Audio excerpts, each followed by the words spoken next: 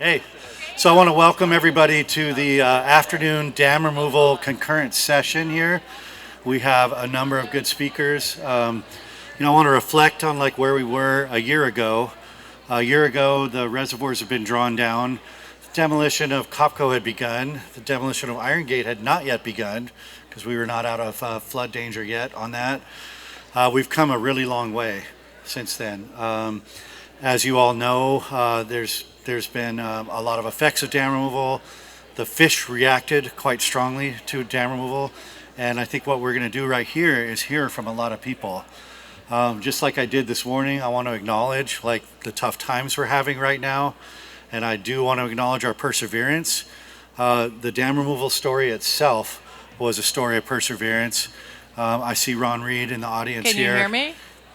And wait, I can hear someone that said, "Can you hear me?"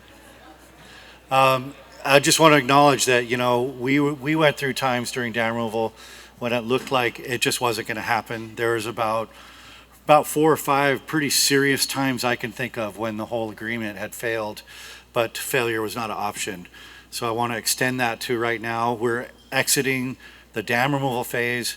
We're in the post-dam removal restoration phase, and we have a lot of work left to do. There's a lot of other tributaries that need work, but in the meantime, we're going to hear some stories about dam removal. But after, do you want to say some contributing words? Yeah. By co-chair here? Let's hear it. So I'm just really grateful to be here. Mike and I put together a session last year, and it was right in the middle of everything. And we wanted to kind of take some of the lessons, the early lessons. We're still being taught lessons, and we will be taught lessons for a long, long time. And I can't wait to see how this story unfolds. But it's just such an important project, indigenous-led project. Just years and years and years and decades of hard work. And as Mike mentioned, it almost fell apart several times. So we're really lucky to be here. I feel really grateful to be here. I'm actually here as a private citizen today. But I thought it was way too important to stay home and wanted to come down here to help put this session on. So we've got a really all-star cast of speakers today. Do you want to start with Mort? Yeah. So we're going to hear about everything from how did we do it, to reservoir restoration. We're back to that feedback thing here. Water quality conditions, mapping, all kinds of stuff like that. So to start us off, though, we're going to talk about how we did it. And we have none other than Mort McMillen, who founded McMillen Incorporated, which is an engineering firm. The role that they played was as owner's representative. So they basically oversaw the project, kept an eye on Kiewit, make sure they weren't cutting corners. Really, they were bottom line responsible for everything, keeping everything on track, and they did.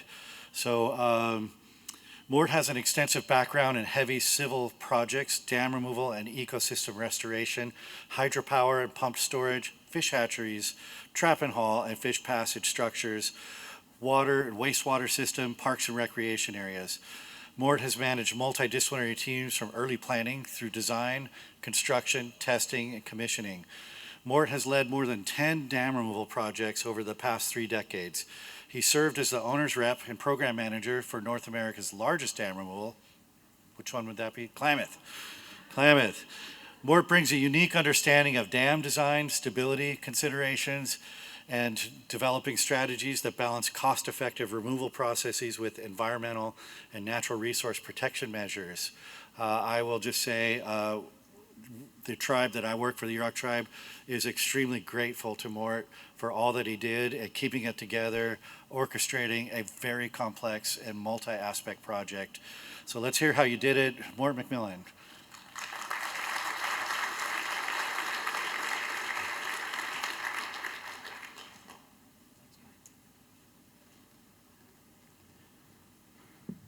Thank you, Mike. Everybody hear me all right? So this is kind of the agenda I'm going to run through. This is going to be a heavy civil engineering discussion. I know there's a lot of science and biologists out here, but I'm going to really be talking about the specifics of how the dams came out. I'm going to talk a little bit about dam safety, because the two periods when a dam is most likely to fail is when you're building it and when you're taking it out. It's really not going to fail when it's up and operating.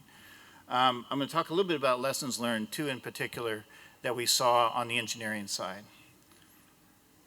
So first thing I want to talk about is a little story. I had a friend in high school. She went on to Cal Poly. I went to University of Idaho in civil engineering. She wrote me a letter. Some of my young people, before we had email and text and stuff, we wrote letters. So you'd write it, you'd send it, a month later you get one back. It worked really, really well. So she sent me a letter and she said, I went to a party last night and nobody told me there were going to be all these engineers there. And she said, you guys should have a D stamped on your forehead for dull, because then we can avoid you. So I'm just warning you right now that I'm an old school, pocket protector. You remember those days. I won't mind to Kevin. Introverted, old school civil engineer. And that's what this talk's going to be. But later I've warned you, if you see me, I'll tell my friend that I let everybody know now. Everybody knows this. A couple things I just want to point out is we got a couple of really old dams, 1918, 1925, which is the Pagliuco complex. Different construction methods than were used in 1958 and 1962. But these are the 4 dams that we took out. A couple things I want to make really clear. These are hydro only. They are not used for flood control. They're not irrigation. They were operated as hydro. That's an important thing to think about as we go through the dam removal process and the impacts. This was the project purpose. Get the dams out, restore volitional fish passage. At the end of the day, that's what we were shooting for. That's what we basically did when we got done with the project. I show this mainly because it shows the complexity of the organization that got the job done. As Mike mentioned, my job was basically kind of in between everybody. So I was very fortunate. I got to deal with the politics and the financials and the construction, the engineering, the permitting, everything. So, and the major players here during the implementation, Kiewit is Progressive Design Builder, Res is doing the reservoir restoration, AECOM, working with all the tribes, was doing the cultural surveys and all the monitoring in the field full time. And Pacificor, once basically Renewal Corporation and the states of Oregon and California took over the project, they were under an O&M agreement to operate the projects during pre-drawdown. So we were responsible for operating the hydro facilities. And then a really key element to Bureau Reclamation, and I'll get to that in a second, the operations coming out of the Klamath Lake was instrumental in how we took the dams out as well.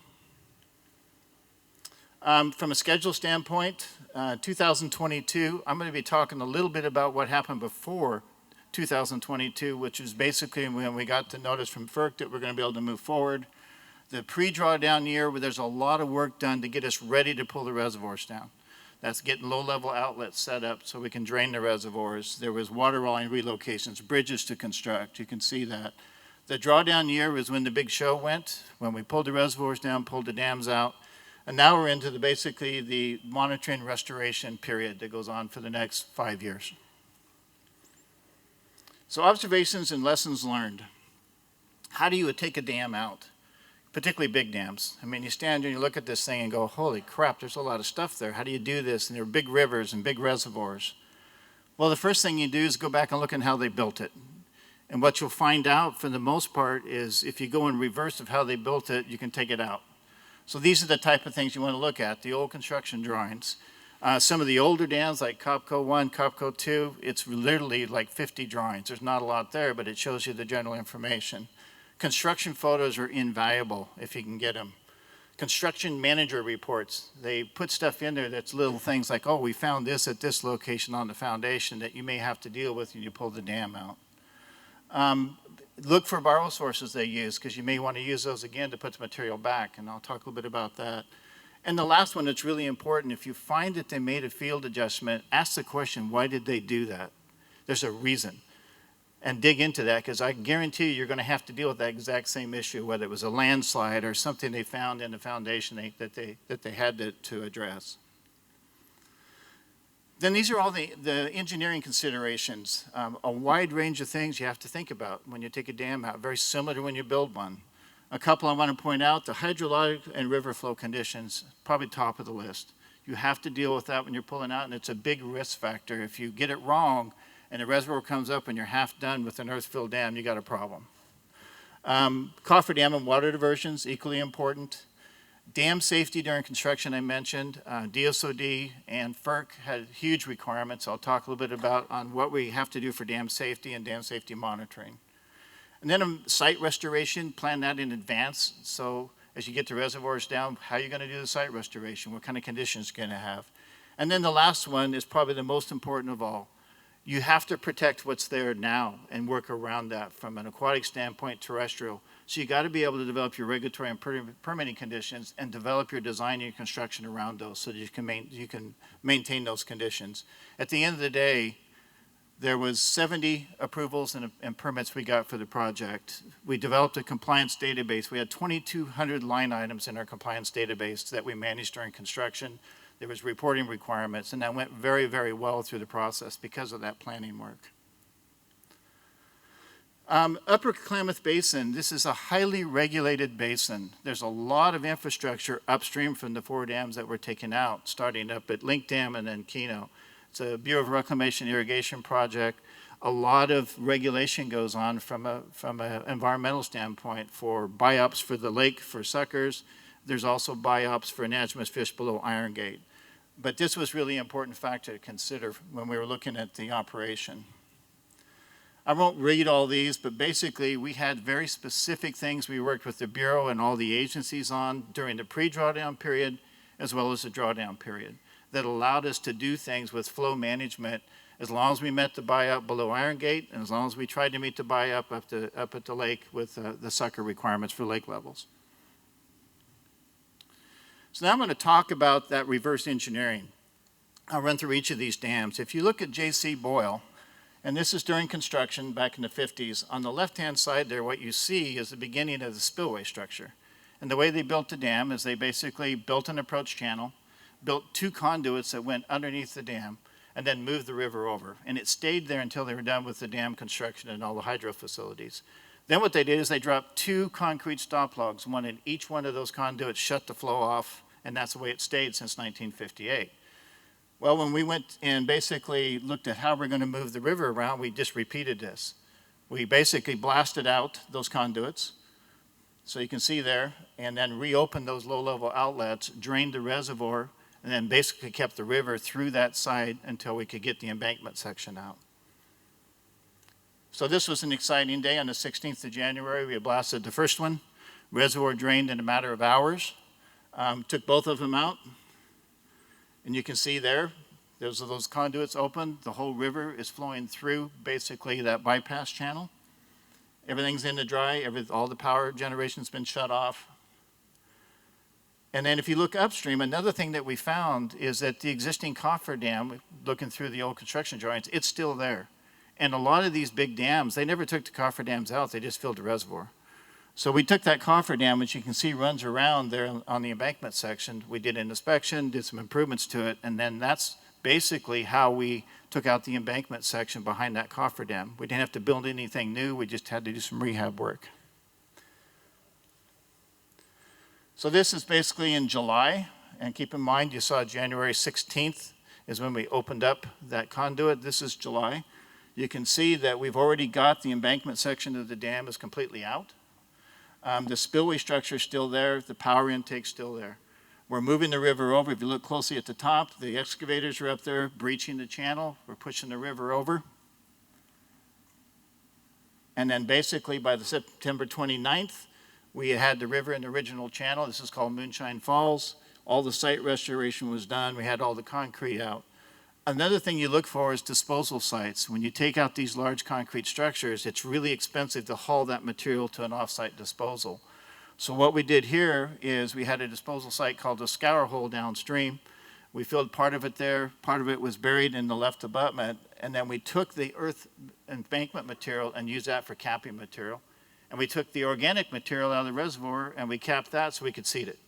Res is a big part of the seeding. But all that was pre-planned well in advance as part of our permit management plans that were put together.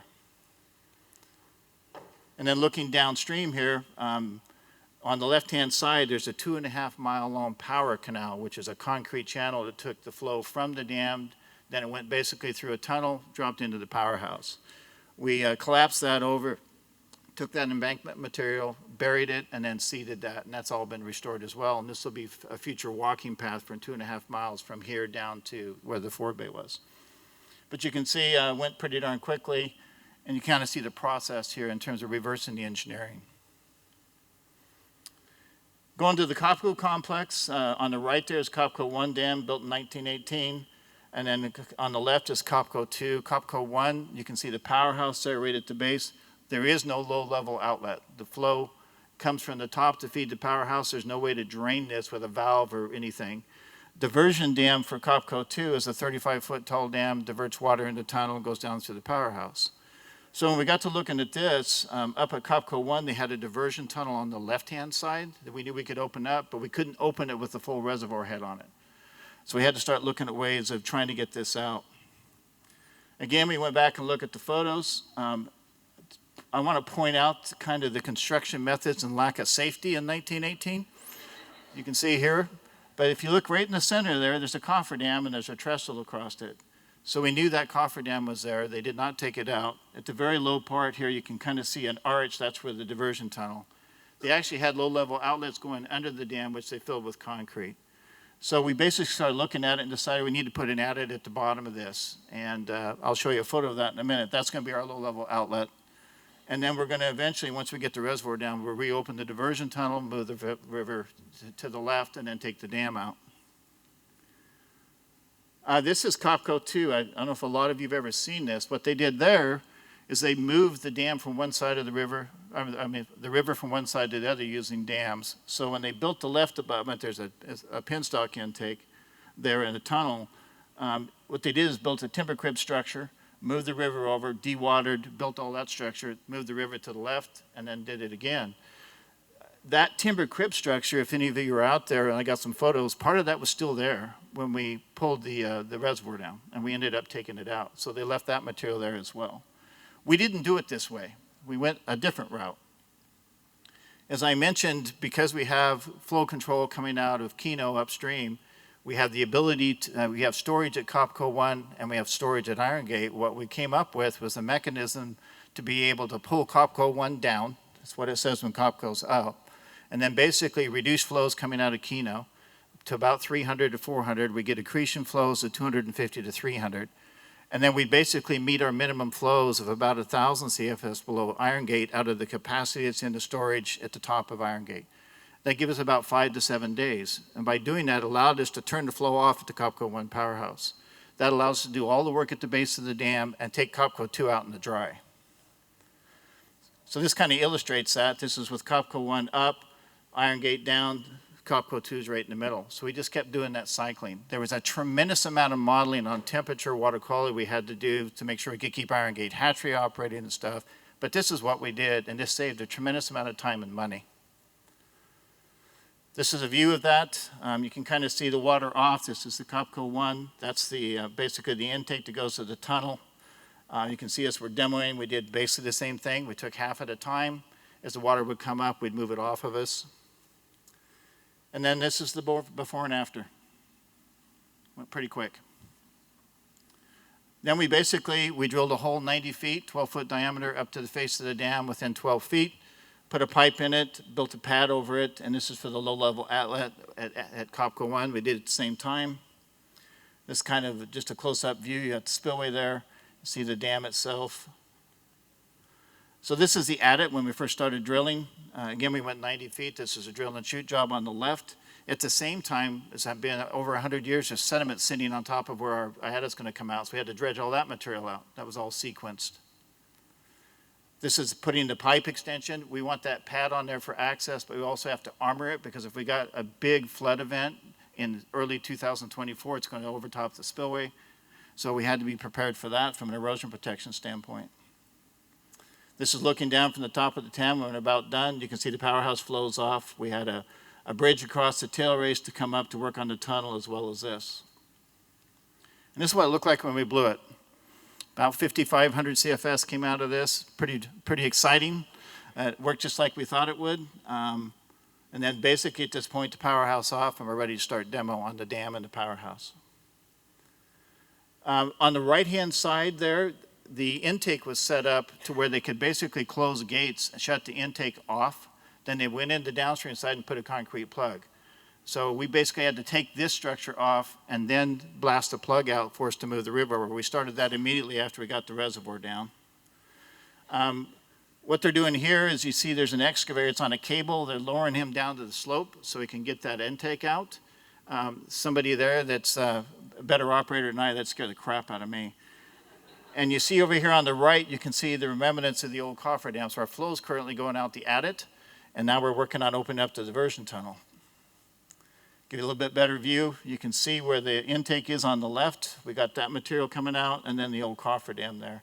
And you see lots of foundation. They just left stuff in there. We found all kinds of things sitting at the base of the dam. This is the plug in the diversion tunnel. That's what it looked like after we blasted it. Lots of blasting. For a civil engineer, that's the fun stuff, right? Back to the D on the forehead. And this is just before basically we started demo. One of the other things we had to do is develop access and waste disposal sites. If you look at the very top there, you can kind of see some concrete. That was our waste disposal site for all the concrete that came out of both the Copco 1 and Copco 2. We put it there, all the recyclables like the stainless or the steel that was in the powerhouse, all the copper and stuff, that all was recycled. All the hazardous waste was taken off. Then we just walked our way through it. And you can kind of see here, we're just taking the structures down. Then the last step was to pull the cofferdam out, close off the diversion tunnels, plug them, and then we ended up with a free-flowing river. Then we took all the access roads out and we capped our disposal site, and that's all seeded growing grass now. So this is what it looks like minus the grass. At Iron Gate, this was built in the 60s. On the right-hand side, this had a diversion tunnel. That structure sticking up is basically a gate structure. And the way they did this, they diverted the river, built the dam, then they simply closed the gate and filled the reservoir. And that's the way it stayed for many, many years. Pacific Corps started using that as a low-level outlet for emergency purposes. They tested it every year because of DSOD requirements. On the left-hand side is the penstock intake, also the Iron Gate hatchery intake. In the center is the adult collection facility. So we reversed this as well. That's the cofferdam that was at the base of the dam. They left it in. That's the old intake that was there. It's been underwater since 1964. We knew what it looked like, and basically one of the things is keep in mind when you're running a diversion tunnel during construction, it's either open channel or very low pressure on it. You don't design them for large pressures typically. We're going to open this thing up at 170 feet of pressure, which is the depth of the reservoir. And then we're going to release it into atmospheric conditions. So we had issues with erosion on the outlet of the tunnel. So we had to go in, put new venting systems in. We did some supercavitation baffles in the outlet channel. This is all that work that went on. This occurred during the pre-drawdown period. Then we opened it up. This is the 5th of February because we wanted to get a head start on the lowering this reservoir because it's one of the biggest. One thing I want to point out, we took all this material in the center out. Over 1 million cubic yards of embankment material came out of this dam in a very short time frame. This is basically March. Then you can start seeing a lot of the access roads were left. They were under the reservoir. We just went and cleaned them up and started using them again. But a new access road, that big clearing up there is the original borrow source. So all that material went right back where we got it from originally. This kind of shows you status. This is the 7th of July. You can see the dams coming out in the center. So we worked between the cofferdams. We left a section of the dam at the bottom in so we didn't get a backwater. You can see that it's a 40-acre site at the top where the material went. Again, coming down. There's the restoration in the upper disposal site. And then what we're down to now is the final, this is the original cofferdam. And we basically did a small breach on it, put a bridge across it, and came in and took the tunnel out.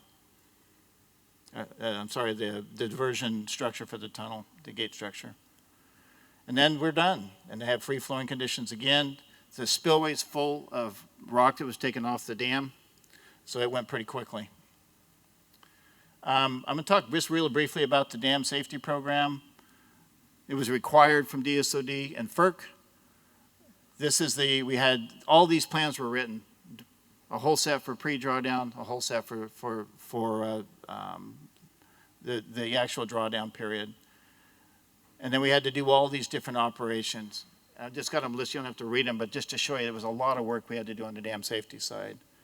Then we did vibration monitoring. This is a big deal because the powerhouse had to remain operating. It's the only way we could release water.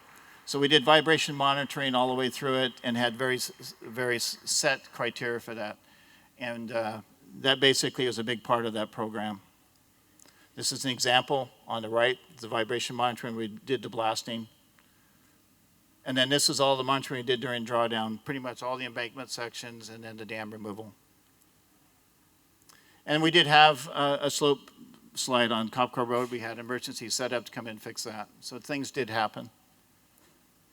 And then lessons learned. I just got two here. I'll do it really quickly. I wanted to start with this. Definition, knowledge or understanding gained from experience. There were 5 I had here. I'm only going to talk about 2. One during the pre-drawdown, one during the drawdown. I'll jump right to this. In the adit at Copco 1, if you look to the right, you see those rails. Those are railroad rails that they actually embedded into concrete. And we were having a lot of trouble with our blasting plan because we were planning on like a 6 to 8 foot blast. Those rails would stop us at 2. And you can't just increase the explosives because we have a powerhouse right next to us. So it took us about 6 weeks to dial into where we could shear those things off, get our full depth. So that was one of the things we learned.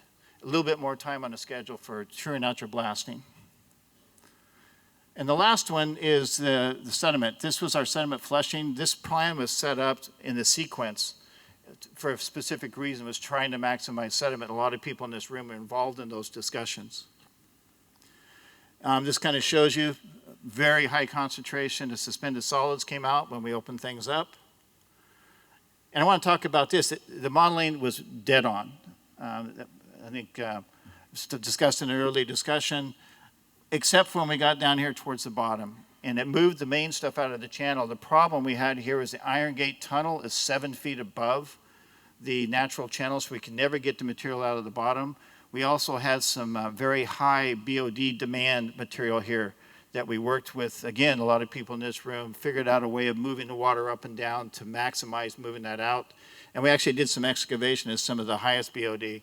And the purpose of that was so we could control DO sags when we did the final cofferdam breach. So a lot of coordination and adaptive management during that period. And then with that, I'll stop.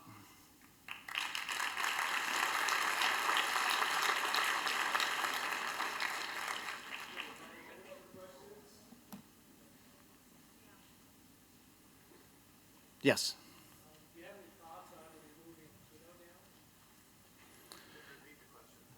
The question is, do we have any thoughts on removing Keno Dam?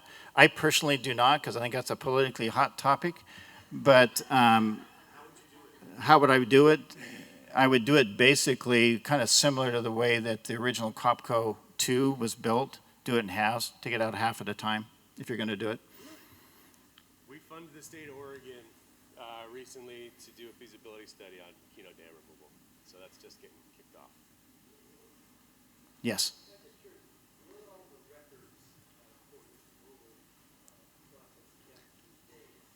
So the question is, where were all the records for the removal? All the removal documents go to the KRC, so they have basically all those records, all the historic records, including all the as-built and photos and stuff, all the original documents Pacific Corp kept copies of. I think there's 350 boxes of those. Those are also turned over to the Renewal Corporation, and then they're getting prepared, scanned, and will go into the state of Oregon and state of California archives. Time for one more.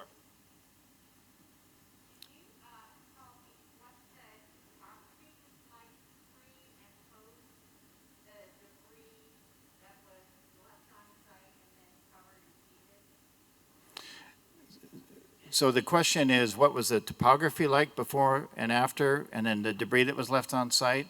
So topography, the main channel is pretty much the way it was pre-dam. It basically established itself very, very quickly throughout the system. When you talk about debris, I'm going to break it down, we had almost zero debris really coming out of the system during the dam removal in terms of traditional debris. We had a little bit. There was no garbage in these reservoirs. I think 1 truckload is all we had. So that material we hauled off site.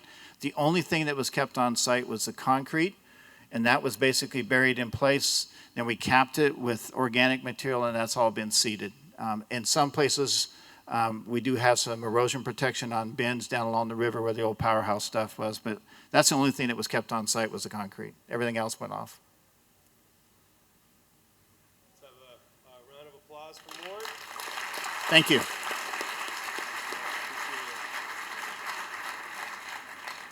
All right, thanks, Mort. I learn something new every time I see a presentation on this from you. So our next speaker is Dan Chase. He is the Director of Fisheries, Aquatics, and Design, Western Region for Resource Environmental Solutions. I said that. He serves as the Red Lead Fish Biology for the Klamath River Renewal Project. Has been involved with permitting design and implementation of the fisheries and restoration components of this project. And I have the pleasure to work with him pretty closely on a bunch of this stuff. So here's Dan.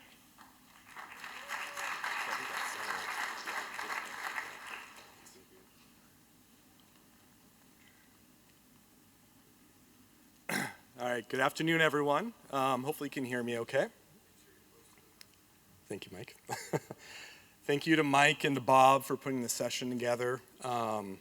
Just quick personal note here at the beginning is one thing we found really quickly when we started working on this project was that if you ever needed anything on the Klamath project, that people would come out and help you. The amount of knowledge and commitment and conviction of the people that work in this basin is just phenomenal. So wanted to thank them not only for having me here, but also just for that over the many years that we've been working on this project. There's a lot of ways you can tell the story about the Klamath Dam Removal Project. And what I'm hoping to do with this is to help convey some of the speed of the landscape scale change that occurred over the course of this last year.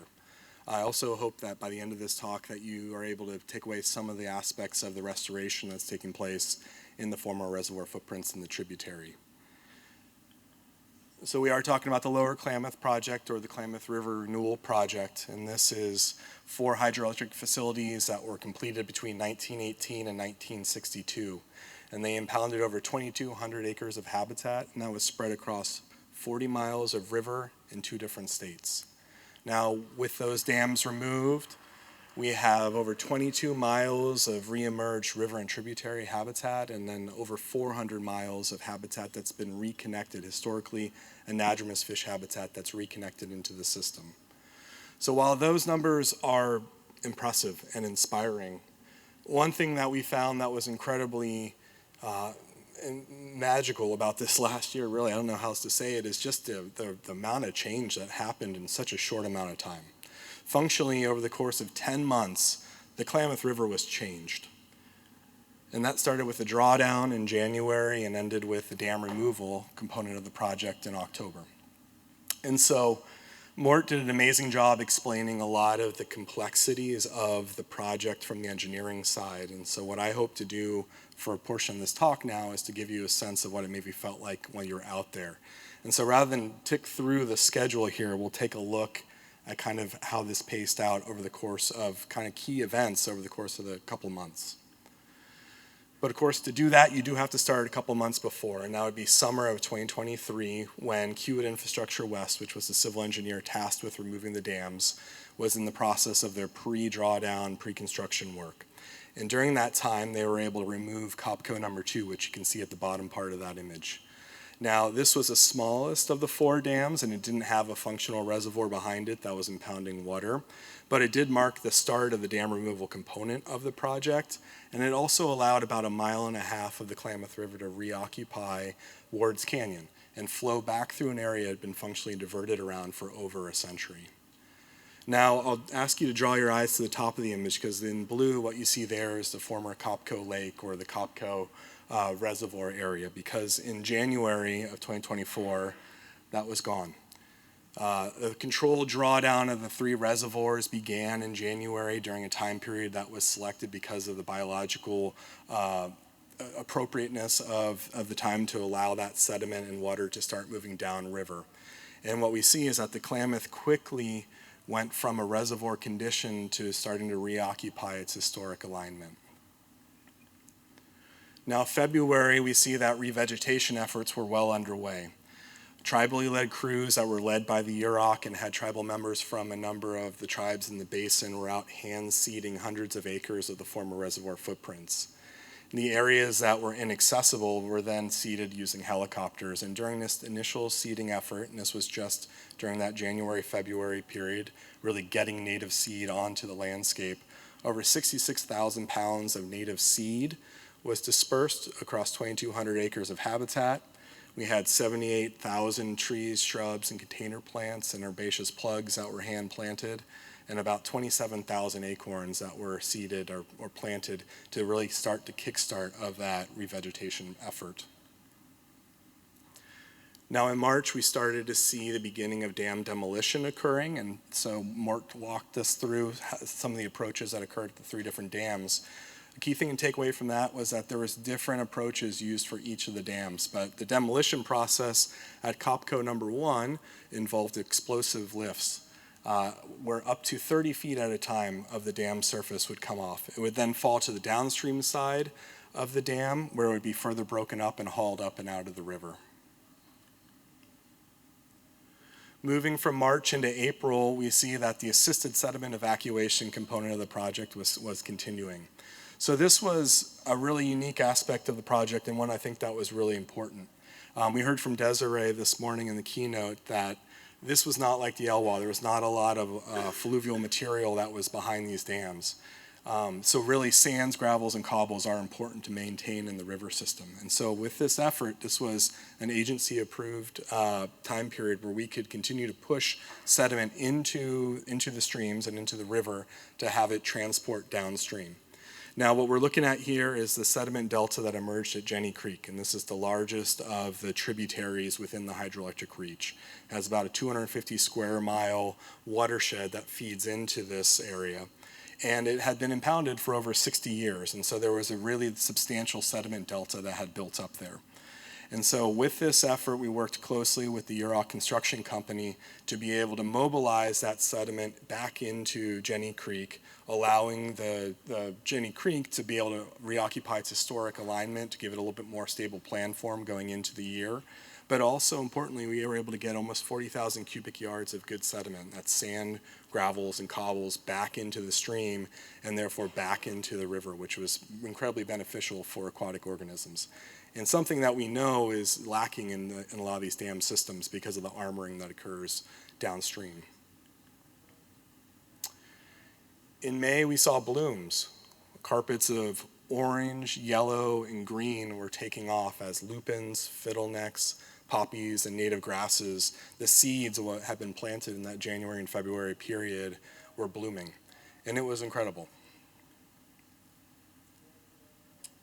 June brought about dam removal at the beginning up at both J.C. Boyle and Iron Gate sites. And so here we see some of the progress occurring at the Iron Gate location, the most downstream dam. All 3 of the dams that are coming out in 2024 had their own schedule for how they were going to be demoed, but they were working in concert for the overall project schedule to make sure the dams would be out before the fall. And so we start to see a little bit here where in July we already have the earthen embankment of J.C. Boyle removed and the Coffer Dam breached, and that allowed the Klamath River to reoccupy its historic alignment in this location. But as we move downstream in July at Iron Gate, we see that crews are still toiling to remove almost 1 million cubic yards of material out of the Klamath River. These crews were working in what was really a choreographed parade of yellow iron in 105, 110, 115 degree days out there. And each one of those dump trucks, we call them they're the Cat 775 dump trucks, and there's a construction worker in there for scale, was hauling between 40 and 50 cubic yards of material. So there was well over 20,000 hauls that were required to move Iron Gate out of the Klamath River. In August, on the restoration side, we were starting the wood loading component of the project. We had about 200 large trees with root wads attached that we helicoptered into a couple different tributary locations to really kickstart the habitat recovery and enhancement, and also to further some of the geomorphic processes in these tributaries. And I'll note here what we're looking at is Spencer Creek, which is our most upstream tributary. This is a tributary in Oregon that ties into J.C. Boyle. And this is actually our shortest tributary restoration reach. It's about 500 feet, but an incredibly important one because it ties into 11 to 13 miles of really high quality salmonid habitat. And so what we can see is we can look at a couple different locations, what they looked like in July, and then again in August after the wood loading activity. And this is, I will note, really only about a fifth of the total trees that we're using for this project. We have close to 1,000 that are going to be incorporated into the restoration between last year and this year. September brought about a month of milestones. At this point in the project, all 4 dams have been removed. The former dam footprints are being reconstructed into a channel. And then the coffer dams are being breached, allowing the Klamath for the first time in over a century to flow in its historic alignment for over 240 miles. And remarkably, as we start the month of October, we actually end the dam removal project, component of the project. And so we'll take a moment here just to take a look at these different locations. And so this is J.C. Boyle in October, 1 year before and after. The newly emerged Copco Valley in the former Copco 1 dam site here in October, and only 1 year prior.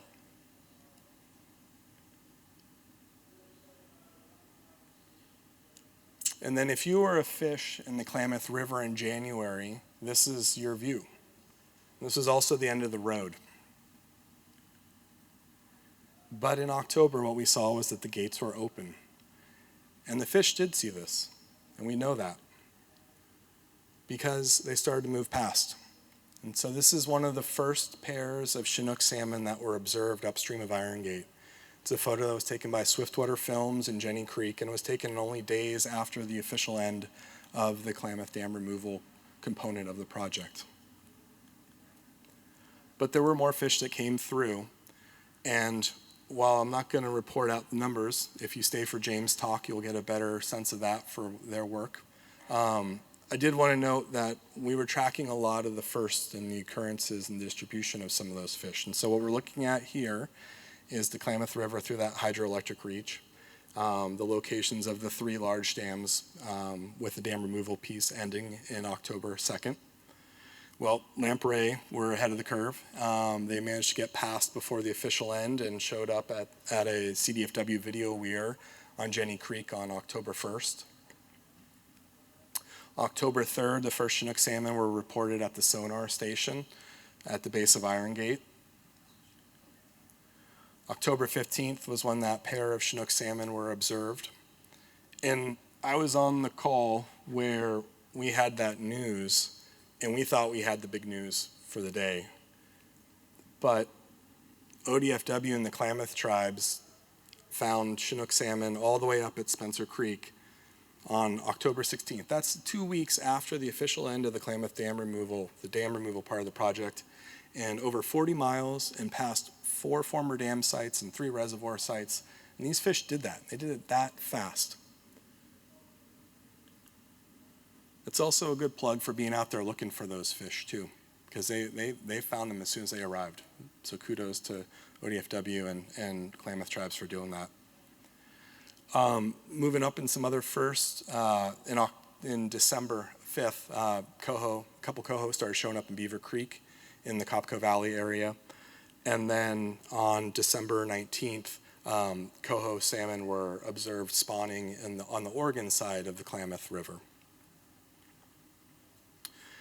And so some of the fisheries monitoring, I'm just going to touch real quickly. The project does have responsibilities to monitor fisheries, but we're not doing population monitoring. Really what the fisheries monitoring piece is to help us be informed about the volitional capacity of the project area. And so that's what we focus on for our fisheries work.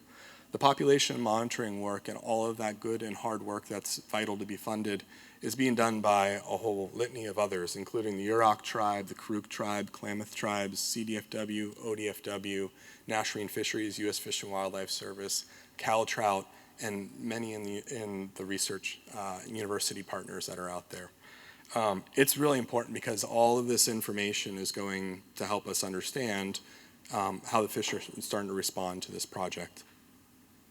And so what we've done, we've started to consolidate some of that information. We have a publicly available Google map that can be downloaded with those points. That's just putting some of the points on the map for where adult fish were starting to show up. Our fisheries monitoring piece is focused on fisheries monitoring, as I mentioned. We do have some fish presence monitoring that's going to focus on spawning surveys that will start here in the fall. We'll be working with the Karuk tribe to do that work. And then we have a pretty robust environmental DNA sampling program that's been set up for this project. I'd be happy to talk with folks about later. That is part of a much larger water quality and aquatics monitoring component of this project. A lot of folks here have interacted with the water quality data coming out of the Klamath River.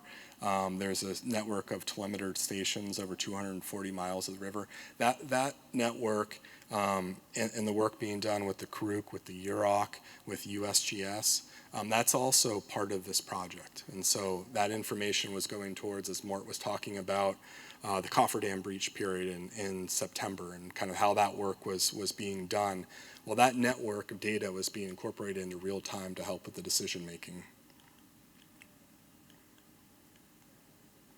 All right, for the rest of the time that I have, I'm just going to switch gears to focus a little bit more on the tributary restoration component of the project, because this is a lot of work that is underway and is going forward. Because while people think that the dams are out, there's still a lot of work that still needs to occur with this project. I talked a little bit about in 2024 some of the sediment evacuation and fish passage impediment removal that was done, the revegetation work that was started, and then the large wood placement. As a quick update on the revegetation work, we had a spring and a fall planting period, and then we have another one, a spring period that just concluded. We're out to over 100,000 pounds of native seed that's been distributed across the landscape, and about 132,000 native trees, shrubs, herbaceous plugs, and container plants that have been planted at this point. But for lessons learned, it doesn't always work exactly as planned. And so a lot of people, if you've seen any of the satellite images, might have been wondering why it looked like Copco had racing stripes, or tiger stripes, or you can call it whatever stripes you want to call them. That's one of the areas the helicopter was flying. And so this was one of the lessons learned about helicopter height, flight paths, the distribution that came of the seed mix out of the hopper. We had great density and coverage, but we had a lot of bare spots. If you caught Desiree's talk also in the morning, you did hear about some of the sediment composition and the cracking. And this is no joke. These are columns of very tight sediment that are treacherous to walk on and are almost impenetrable to any sort of plant establishment. So in the areas where we were not able to get the seed out on quick enough, or it washed out, or whatever happened where it wasn't getting vegetated, that has formed this hard surface. And so part of the effort that we undertook this year was what's called seedbed preparation. That was using a lot of traditional agricultural equipment, cultivators, renovators, some different walking equipment that was used to really break that up and give it a different surface, so that way seeds can actually get onto the landscape and start to have a better chance of germinating and actually rooting. It also allowed for that organic material that was out there to start to get broken up and start to help with that soil formation process. So just a couple images. This happened over a large scale, and some of the crew that has been doing this really covered a lot of ground to help break up that ground and get it ready for future plantings. The tributaries themselves, what you can see here in the polygons are our restoration areas. There are 4 tributary restoration areas that comprise of 5 different streams that are flowing into them. It's about 3 to 3.5 miles of tributary length. The approach with Spencer Creek is just to monitor the work that's been done so far with the large wood placement, and then continue with revegetation work and monitoring for volitional fish passage. But the other 3 locations are going to have much more intensive restoration activities that are conducted this year. And so really beginning with the drawdown as data collection of LiDAR surfaces and a better understanding of what was emerging from the reservoirs was starting to come forward. We took what was a planning set of 60% design drawings and really started the design progression process to be able to go from a planning set to a construction ready set. And so that's been a really intensive process over the last several months. Part of this is, identifying what sorts of features need to go in and where on the landscape, continuing to tweak that. Really importantly, especially when you're doing restoration work, as a lot of you know, a lot of cost comes with earthwork and earth moving. We have a lot of grading we need to do out there because of residual reservoir sediments that are still there that didn't flush out with the drawdown. And so looking at what those quantities are going to be in the distribution, also where the material is going to go, make sure it's not impacting culturally significant sites, has been a big part of this restoration design refinement. And then a lot of on-site walks with our agency partners on both the state and federal side, also with the tribes out there, and working with the Yurok construction company to look at sourcing what material is on site that's available for the restoration, and then also doing some verification to make sure that things like the quantities that we're anticipating needing to be moved, we have the right composition through there so we know what those quantities are going to be. And it's an evolving process. These tributaries have been exposed for, at this point, maybe 13 months. That's not a lot of time. And going into this winter, we anticipated a site like this, Jenny Creek, of maybe having 2 restoration reaches where we'd have slightly different approaches between those 2. We got a lot of rain in December, and what we saw was something pretty amazing, which was a lot of flow and braiding that was occurring within this reach of Jenny Creek. And I'd mentioned at the beginning, this is the same site that had that big sediment delta that the assisted sediment evacuation work took place. And so what you're seeing with that braiding is within that area where that assisted sediment evacuation had occurred.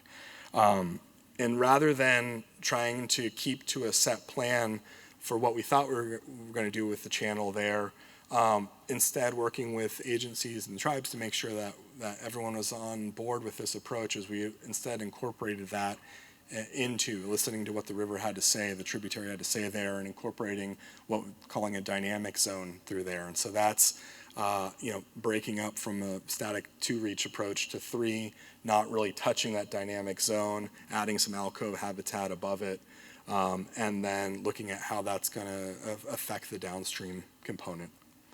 So it's an adaptive design process because all that has happened over the course of the last 3 months, I would say, as we get ready for tributary restoration construction that's starting later this month and going into next month. So our upcoming work, in this year we have additional data collection field surveys that are running right now. The restoration in the priority tributaries includes floodplain grading and then the in-channel work. That's starting up now in May. And then we'll have additional fall revegetation work and some invasive exotic vegetation management. And so I work for the Resource and Environmental Solutions. We're the restoration contractor for this project. We're also responsible for meeting the performance standards that were set for the ecological restoration. But we're just one of many that have been involved with the last couple of years of work, not to mention the decades before. It's really been a phenomenal piece of this project to be able to work with so many gifted people and compassionate people. I just want to call out here, these are some of our key partners.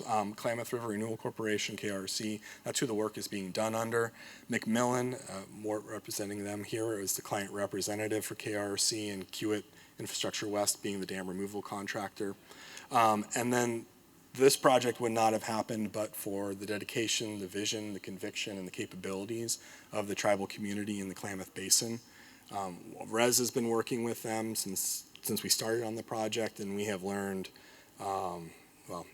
it's hard to put into words how much we've learned working with them. But I think Mike had mentioned this at the beginning of the session. This was a can't fail project. And so because of that, the people that came forward to make sure that we could do our work and make sure that this could be successful is pretty incredible, and it really has made it so that we feel like we're in a really positive trajectory going forward for this project. So with that, I'll just say that there's a story map if anybody would like to follow along with the restoration. And I think I used up all my time, but thank you.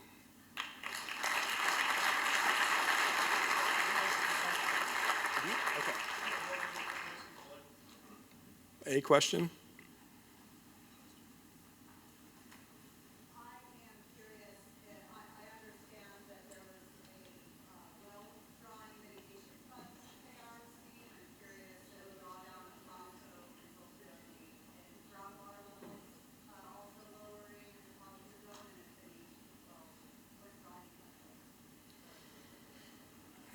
Yeah, the question was related to well monitoring and if there was any effects of the drawdown on groundwater levels. I will say that's not the area that Res was involved with. That's a better question for Mort because of some of the things he was dealing with.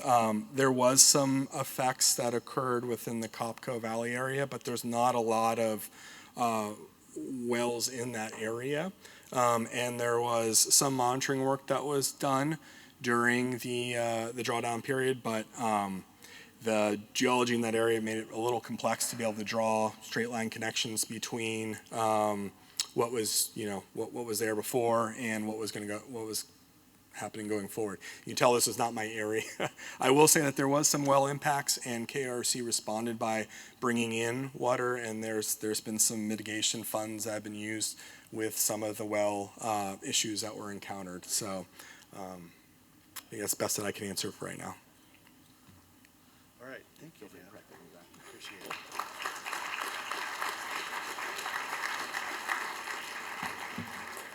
Really have enjoyed working with Dan, getting to know you over the last couple of years. This next talk here is by John R. Oberholzer from the Karuk tribe.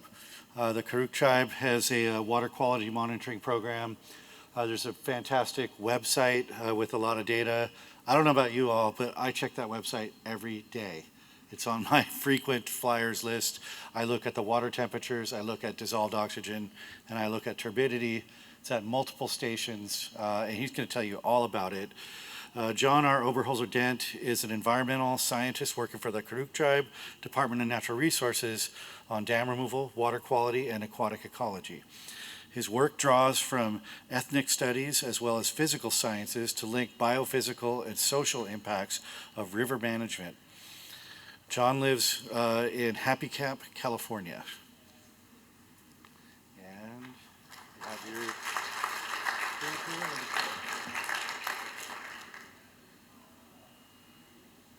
Ayuki Kovura, Nanitvoiti John R. Oberholzer Dent. I am the biologist for the Karuk Tribe Department of Natural Resources Water Quality Program.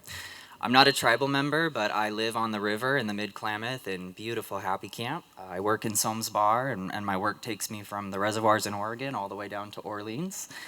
And people, it's a small town. People know I'm the biologist, so I run into people at the grocery store, the post office, and they say, "Oh, how's work? How's the river?" And that's what the title of this presentation means. Peshkesh Hutkich, how's the river? That's been the question all year, and sometimes it's been good, sometimes it's been bad, but you're going to hear about all of it today. I think you've probably heard enough about the case. What I'll highlight here is the 4 million tons of sediment held behind the reservoirs that created the major water quality management challenge for this project. This map shows monitoring locations by the Karuk and Yurok tribes along the Klamath River. We have continuous monitoring stations that collect data every 15 minutes, and we do grab sampling every 2 weeks. Some of these locations we've been collecting water quality data at for over 25 years. So we have an excellent record of the impaired state to compare with what we're coming to see. We're going to be looking especially at Iron Gate, which is at the bottom of the hydroelectric reach today.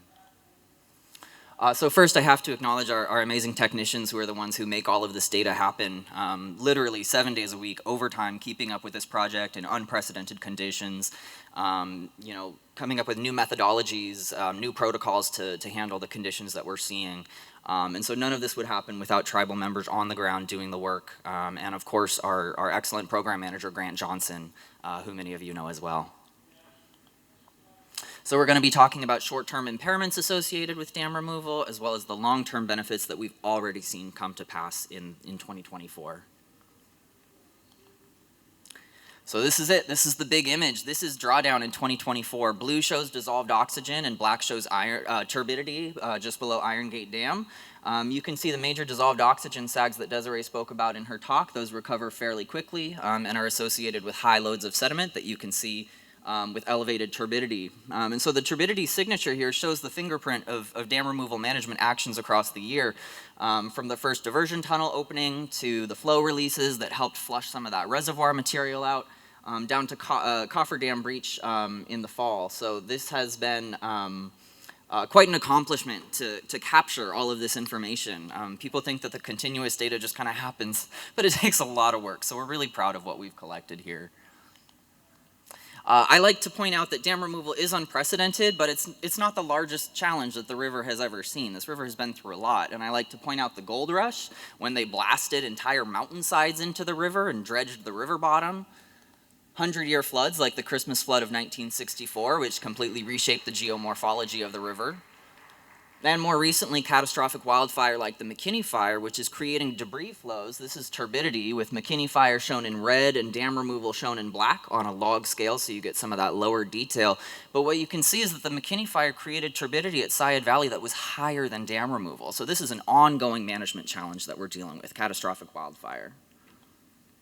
The other thing I like to point out is that Iron Gate is a great reference for water quality, but it gets considerably better moving downriver because of dilution from incoming tributaries.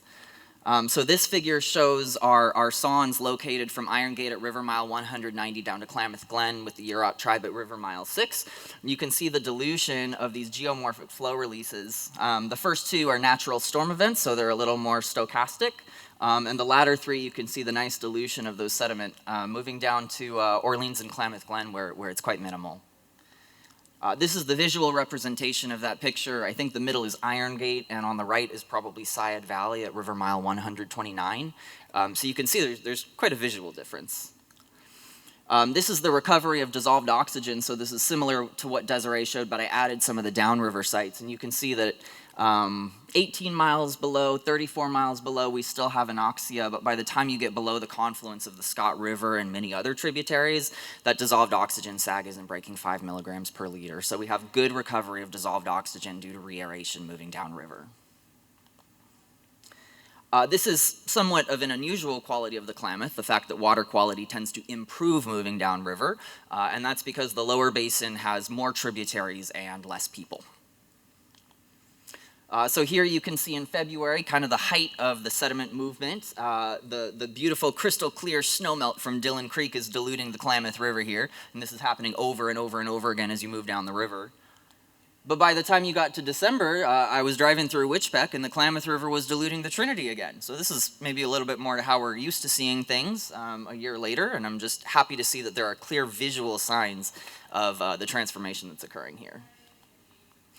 So our local media is a little inflammatory sometimes and also a little bit wrong. These are real quotes. None of these came to pass. What I like to point out is that drawdown and dam removal were timed during the winter, both to avoid salmonid impacts and human impacts. If you jump into the Klamath River in January, the heavy metals are not what's going to kill you.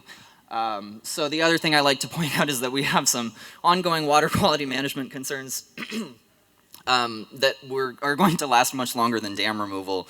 And things like the Slater fire in Happy Camp and the McKinney fire in Klamath River just aren't getting the same amount of attention, despite structural contaminants, debris flows, dissolved oxygen sags, things like that. So I like to keep things in perspective. We did have some fish mortality associated with those dissolved oxygen sags. That being said, the tribes and res took extra efforts to rescue fish from the main stem before dam removal occurred. If you heard about the hatchery juvenile mortality event in the news, that was not caused by water quality. If you were out on the river and you saw dead fish, those were probably perch or other non-native reservoir fish, which weren't really supposed to be there in the first place. So they were no longer invited to continue. The sediments in the reservoirs were extensively and thoroughly screened for contaminants and toxins, and were deemed to be minimal and acceptable low risk. We did look for mercury and aluminum associated with the compliance requirements for the project. This shows methyl mercury samples with the baseline in 2023 on the left, and drawdown in 2024 on the right, with the sediment signature shown by turbidity in gray here.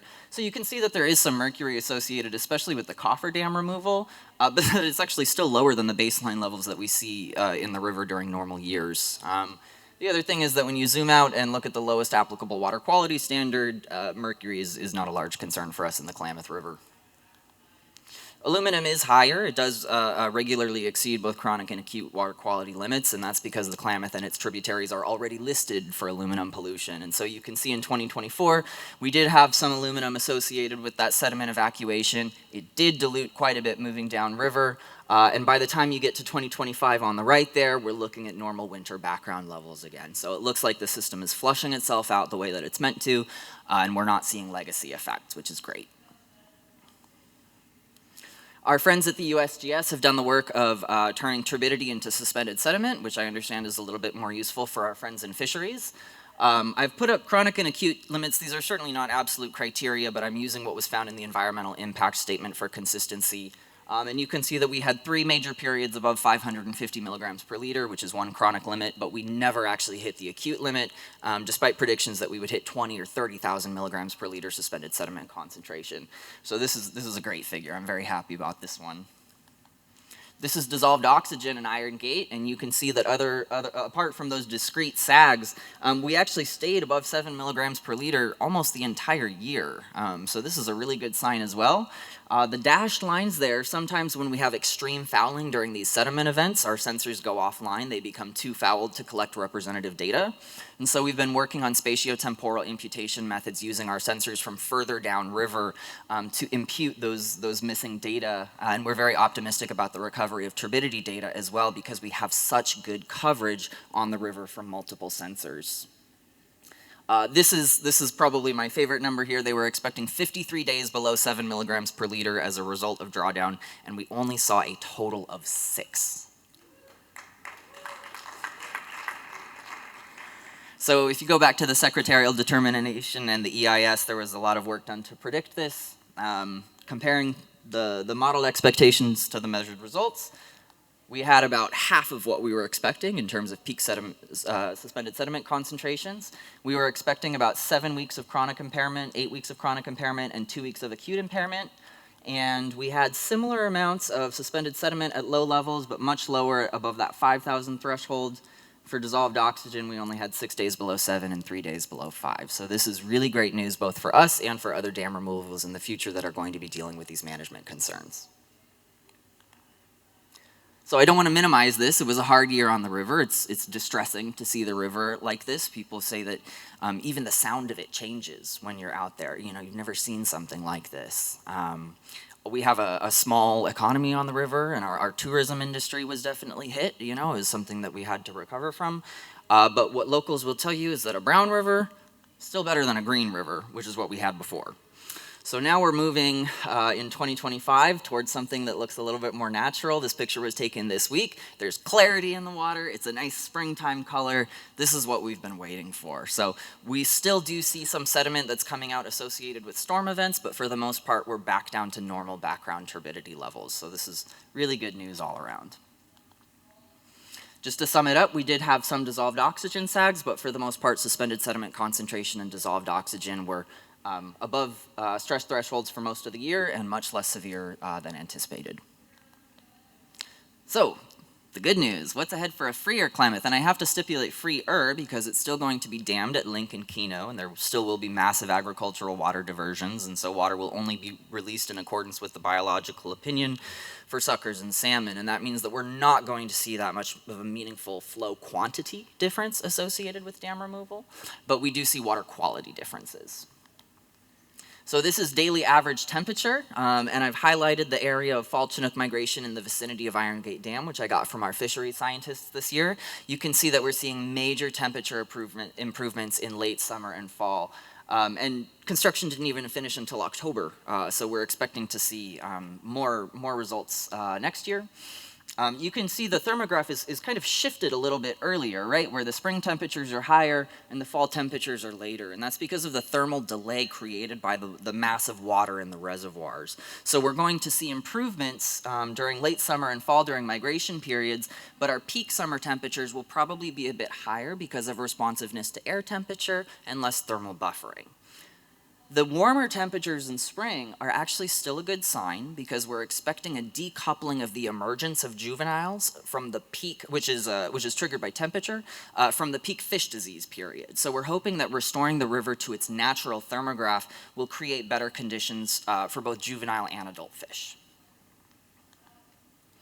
This is dissolved oxygen in saturation this time instead of milligrams per liter. The Water Board Basin Plan objective is 85 or 90% saturation through the year, and you can see that apart from those discrete sags, we were above the Basin Plan objective almost the entire year. With our historical data in gray, you can see that at the end of the year, we are almost never above the Basin Plan objective, but this year we saw a complete turnaround. This is our data from 2009 to 2024. We collected data in the summer period for some years before we expanded, so that's a little denser.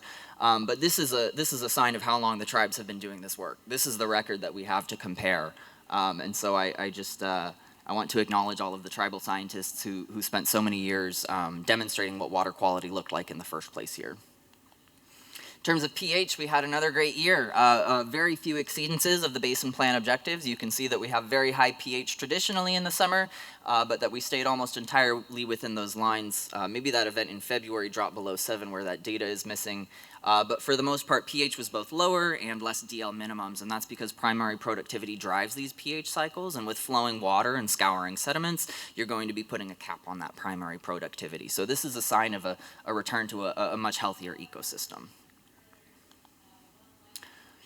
The reservoirs produced massive harmful algae blooms that produced the liver toxin microcystin at levels far above public health guidelines. You can see these box plots are from the past, 2006 to 2003, I believe, where we had regular exceedances of the recreational action level. This year we only had 2 hits of microcystin, very, very small above the detection level. So this is a complete turnaround in terms of water quality, and this is a big deal because the river has been so unhealthy and so sick for so long in a way that discourages recreation, subsistence use, ceremony, all of these important functions that are related to water quality.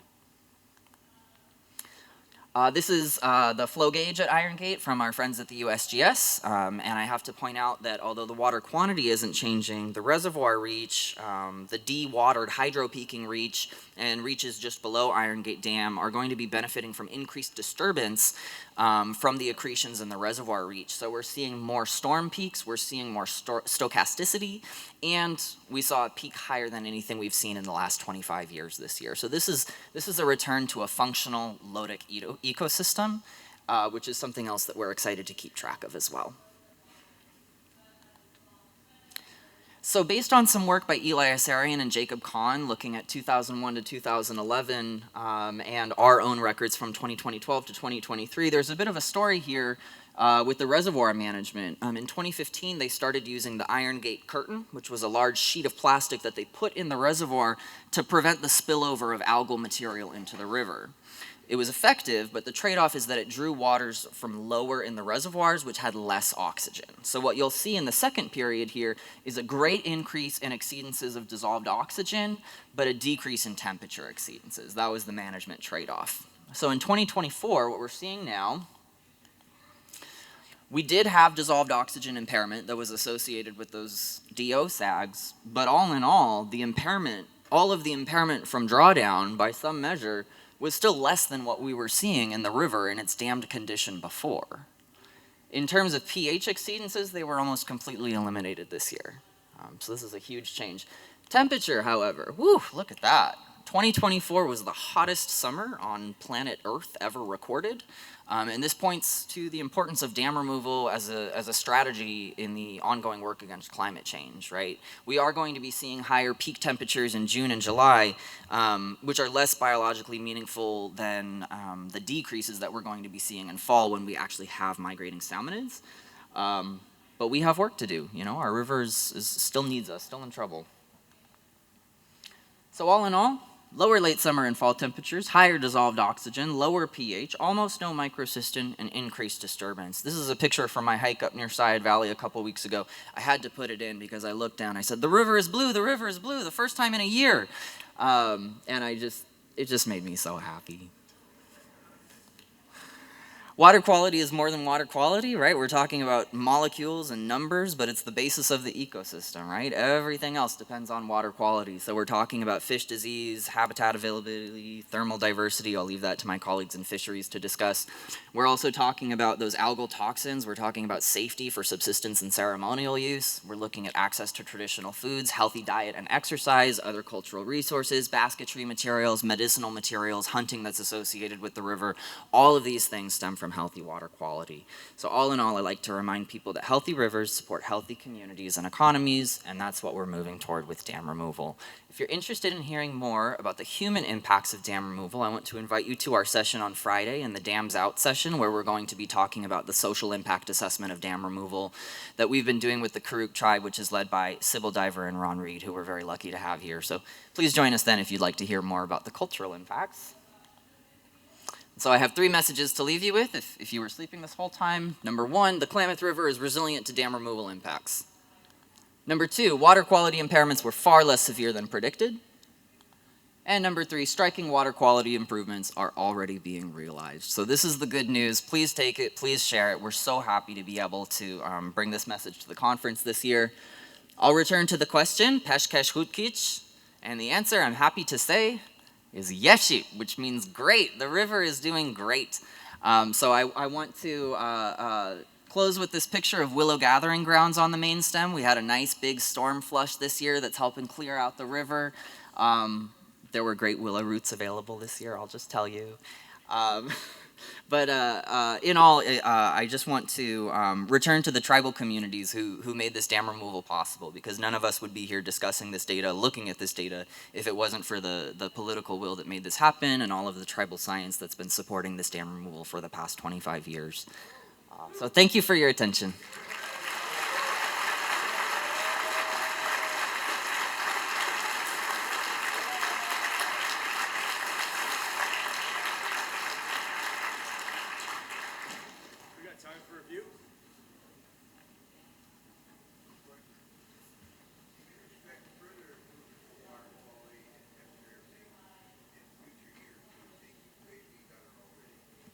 Yes, we do. And that's because there was still, oh, I'm sorry, thank you. He asked if we were expecting more improvement in the future, and the answer is yes, because that construction wasn't done until October. Those coffer dams were still in place, and you saw that sediment, the dissolved oxygen sag that was associated with the coffer dam sediment. So we still saw some impact there. And in terms of temperature and microcystin, I'm pretty sure we're expecting more improvement. Dissolved oxygen and pH may be closer to the improvement that we're seeing, which is pretty close to a restored system at this point, and at least according to the basin plan objectives, which is one measure. So we do expect future improvement for some metrics more than others. Before we go any further, we are departing a little bit from the schedule. DJ's going to go next because we have 7 speakers in our session instead of 6, because we couldn't turn anybody down. So just so you know, stay put for DJ. So I know this time is close to the schedule. I think the printer schedule is right. It says it's at 3:15, but Yeah, we'll stick, the timing will be the same, but DJ's going to go. we got time for a couple more. Back here? Yeah, I've heard that the Klamath River, basically the dam, store the sediment. Are there any long-term benefits for Absolutely. I'll draw a slight distinction between the sediments that were already in the reservoirs, which was a lot of dead algae from those harmful algal blooms that just settled on the bottom of the reservoirs, a ton of organic material. That's not super useful for the system. It does have a nutrient effect, a fertilizing effect, and we did see some deposition this year, so we do expect some of that. But what we really want is the materials like sands and gravels that are going to support spawning habitat for salmon and lamprey, that are going to create scour from the fish disease hosts on the bottom of the river, from algae that's contributing to excessive primary productivity. So with the sediment deficit that's occurred, we've had a lot of water quality impacts, and we kind of have this weird sediment situation where we had to get rid of the bad stuff to bring in the good stuff again. Yeah, Dan showed a little bit of that, right, when they were pushing the sediments in Jenny Creek in. Exactly. Got Yeah. One last one.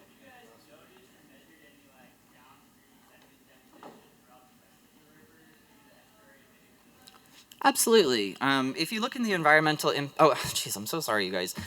Did we see any deposition downriver? We absolutely did. If you go between Iron Gate and Syad, if you look at those boat launches, those river bars, most of those floodplains have been destroyed by mining, but like the boat launches are really filled in with sediment right now.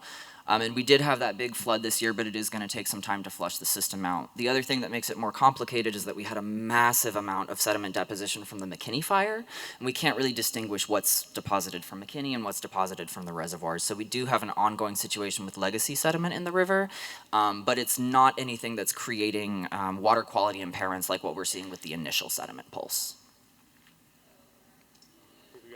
Thank you.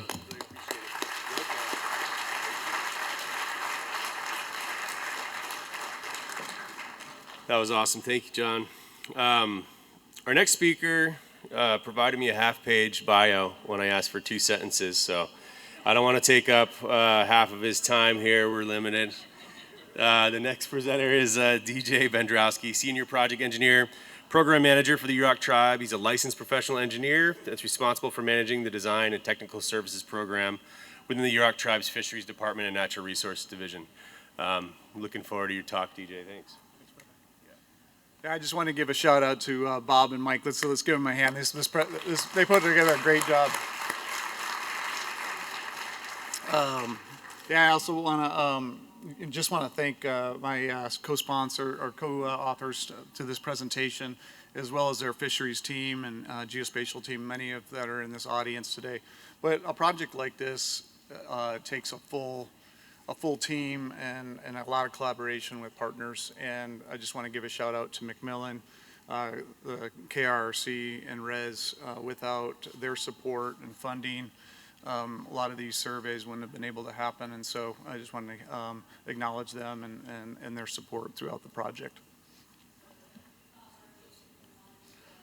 But I also want to acknowledge that, as John said, we wouldn't have a Klamath dam removal session if it wasn't for the giants that for over 2 decades have been fighting for dam removal from the tribes.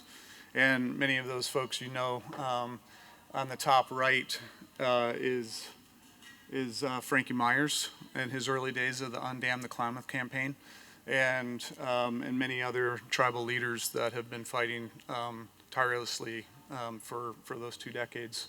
Advocating for this and pushing forward. And like I said, we wouldn't be here without them. And as Frankie explained at the talk at the beginning of the plenary, the Klamath River is the lifeblood of the Yurok tribe. And the Yurok people would describe this fight as their responsibility. And stewardship and restoring this full basin is without that, they cease to be Yurok people or tribal people, and so they've been inspiring throughout this project. I've learned so much. I'm honored to work for them. But this presentation isn't just about data collection, isn't about just mapping a river. It's about the people that did it and the next generation that has taken up the torch. They're not protesting. They're taking up survey rods and doing science, and are practitioners in restoration and are leading the next generation for the next dam removals and for the next restoration projects. And so this presentation is dedicated to them and all the hard work that they've been doing on the ground, everything from revegetation and seed collection to surveying. And so I just want to acknowledge them. It was 3 years ago that Brooke Thompson was standing up here and talking, and I want to give her a shout out because she made us all cry 3 years ago up here, and she's here with us right now. So thank you, Brooke. But I want to share a clip with you, and this is where I want to tell the videographers to stop the play. This is a bootleg version. It was just released last week across the pond. In Britain, and this has not been seen anywhere in the United States yet. I just got it yesterday, and I couldn't resist of taking a clip out of it because it really spoke to what I want to talk about, which is tribal capacity building and really mapping the river. And so please, if you don't mind, don't take a video of this. Don't tell anybody I shared it with you. System. Condors traditionally fed on the salmon spawn outs, which were literally in the hundreds of thousands annually. But not only that, the salmon will feed the bears, and the bears go uplands and they carry those marine nutrients to the redwoods. Everything is connected, and fish is at the heart of it. These salmon are at the heart of it. When the Yurok tribe talks about restoration, we're really talking about at that condor scale, that condor's eye view, that landscape that is just so broad and so interconnected in a way that we humans just can't comprehend. I love that. Condor scale restoration. That's good.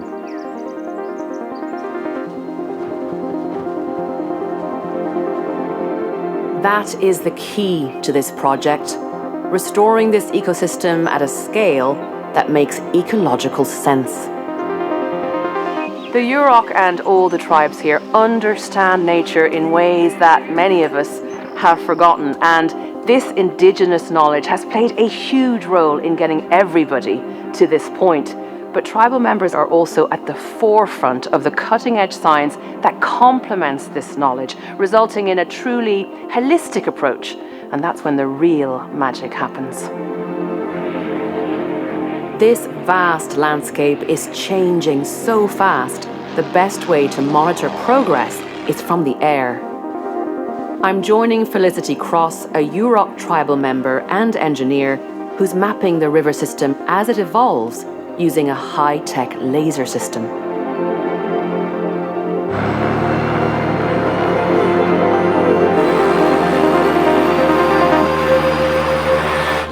This plane is equipped to do aerial LiDAR surveys. LiDAR stands for light detection and ranging. It's firing off essentially lasers, and it's scanning through the ground. As the laser scans, every time it hits a different part of the surface, so the canopy of a tree, a shrub, the ground, it reflects back up and captures the data. The LiDAR fires up to 100,000 laser pulses a second, and then software knits together millions of data points to create detailed 3D maps of the whole river system. What exactly are you focusing on right now at this stage of the river's recovery? We're really seeing how this ground is reforming as this new river is carving its way back into the landscape. And it's great because we're one of the first people, as an organization, to capture data on a brand new river system. Your face lights up when you're describing this, right? I really like technology. Using LiDAR to monitor how the landscape is changing in real time also helps the restoration team to assess what work needs to be done next. Not only are we rediscovering a new river system and seeing a landscape form, we're able to take the different layers and make hydraulic models or, plan new designs, and those are going to be created to bring salmon back into this area.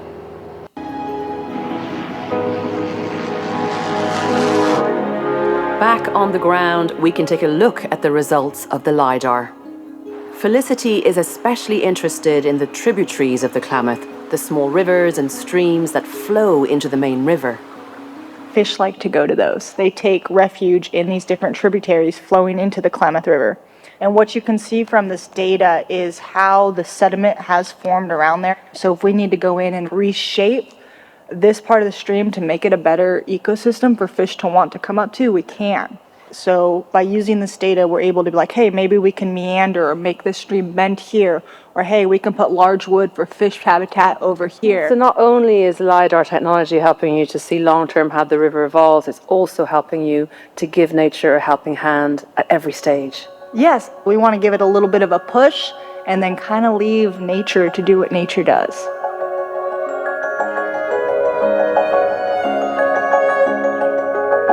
The story of the Klamath is not just about dam removal. It's about restoring a whole ecosystem of interconnected and interdependent species. From salmon to milkweed and everything in between. It's like a giant, living, breathing puzzle that all needs to fit back together again. And that's exactly what they're doing here.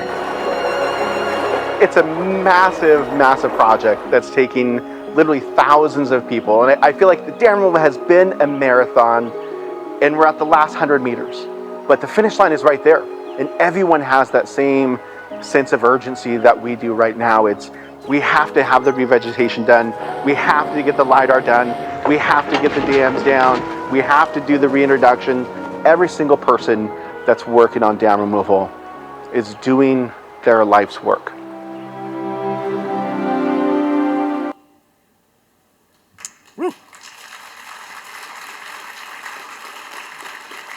Inspiring words, and I thank all of you out there that are doing your life's work on restoration and for continue to embrace those challenges and push the boundaries of restoration.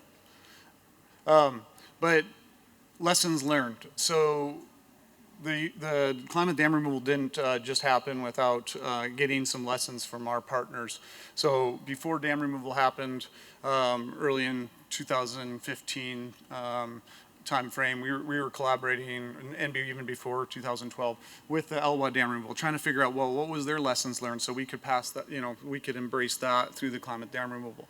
And one of the big lessons learned that we gleaned is from folks like Andy Ritchie at USGS that was working up there is data collection, pre-data collection before dam removal, so that you have a baseline to be able to measure from, to be able to understand, look at trajectory over time.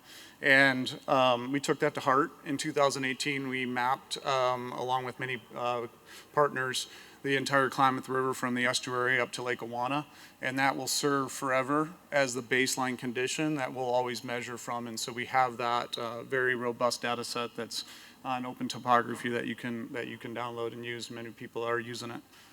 But what Frankie also mentioned is that we needed to take some risks. The Yurok tribe leadership decided that we wanted to embrace stewardship and technology to the next level, and that was creating an aviation or geospatial program that could allow us to have the tools in our toolbox so that we could carry on those steps and stewardship responsibility across the entire watershed to support dam removal, to support forestry, support fire response, et cetera. And so Condor Aviation took flight in 2022, and this is the aircraft that we just showed Felicity in, collecting that data for dam removal, and we're doing more flights and continue to monitor and map the river. So this is a picture of pre-drawdown before the dams were out, obviously. This is aerial imagery taken from the Condor Aviation plane in January. And we mapped multiple sequences throughout the months, but this is February 2024. Some of the statistics on that flight, and again, we're using all of this to look at change over time dynamics and a lot more detail in terms of how the river is evolving. This is April 2024, a year ago. And we're also using, so that the aircraft that we're mapping with is collecting not only imagery but also LiDAR, as Felicity mentioned in the video. And we're taking that information and creating digital terrain models that are being used to help support management decisions, restoration designs, and many other parameters throughout dam removal. And in taking that information, both aerial imagery and LiDAR, tribal members are literally mapping the lines on the river. I mean, the lines on the map. This is literally taking digitized surfaces and creating maps that have never been made before. I mean, this is a brand new map of a new free-flowing Klamath River. So pretty amazing, and many of the folks that are in this audience helped make that happen. We're also looking at 3D models to make decisions in terms of sediment and deposition change dynamics to look at volume estimates, and so that's happening right now. We're also using satellite imagery to supplement the data, as well as thermal data collection. across the Klamath Dam removal reach. And our crews are out on the river as we speak, doing mapping for sonar and bathymetric data collection so that we can stitch all of this information together, as I said, to really look at that geomorphic change detection, sediment yield, and understanding the effects of dam removal, both from a research perspective, but as well as from a management perspective and permitting to report to FERC. So we're in collaboration with RES on this and KRC. And this is just a quick look at the DTM of difference from 2018 versus 2024.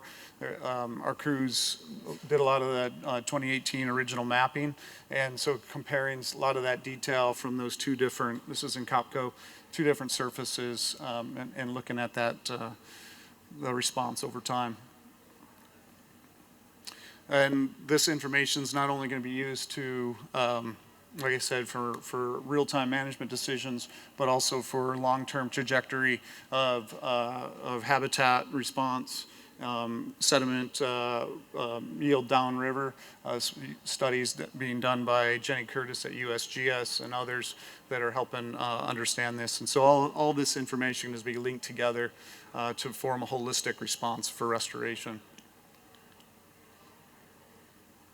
A lot of the information as well is being used to help support post-dam removal restoration projects, both in like Shovel Creek and Spencer Creek and many other tributaries, as well as to support some of the restoration projects that are happening within the hydroelectric region, Jenny Creek, Camp and Scotts Creek, and Beaver Creek, as well as some of the recreation sites at Copco Cove that McMillen is performing right now. And like the video said, you know, we're using this information to help make management decisions, help look at the vegetation response. This is some of the statistics from the revegetation operations, but we're going to be using 4-band imagery from the aerial data collections to look at change detection and vegetation health indices as well, with Southern Oregon University is one of our partners. And again, restoration isn't just about the data collection and about the actual nuts and bolts of the dam removal. It's about people and restoring lives and changing lives and creating jobs for tribal members and for the community. And so these are some shots of our seed collection and revegetation crews that are out there day in and day out with support from RES and many other partners to get these projects on the ground and continue that restoration work. This is going to be going on for at least 3 or 4 more years with the revegetation. And just leaving you some parting shots of the Copco Reservoir, former reservoir, and now Copco Valley. And with that, I really appreciate your time. Thanks.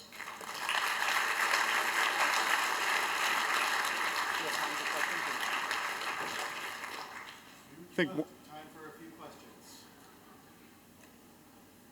Go ahead. White alder?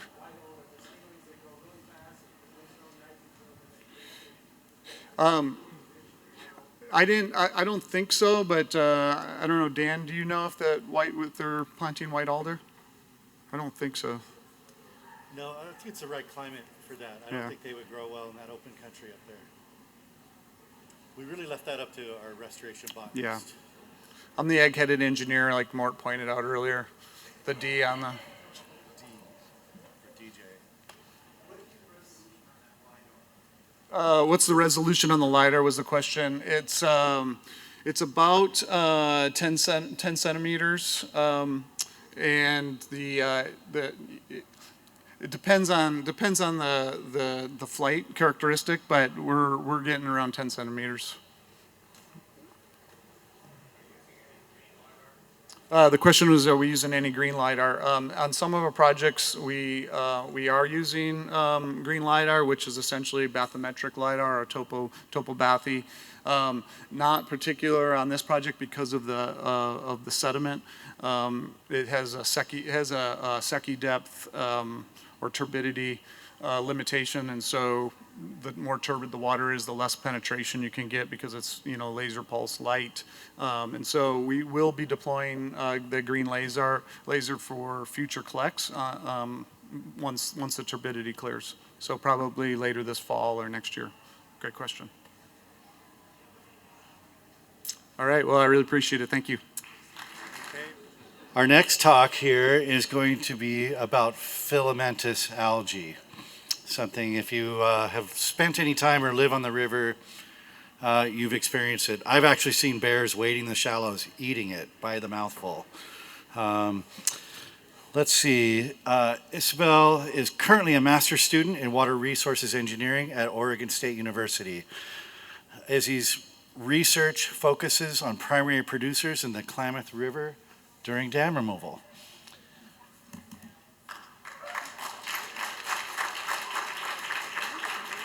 Should be up here, and here's your slide advancer, and there's a laser pointer on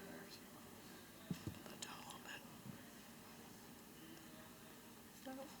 Okay. Ooh. Okay. Hi, everyone. My name is Izzy Tang. I'm currently a master's student at Oregon State University, and I'm going to be presenting the research I've been working on for my thesis.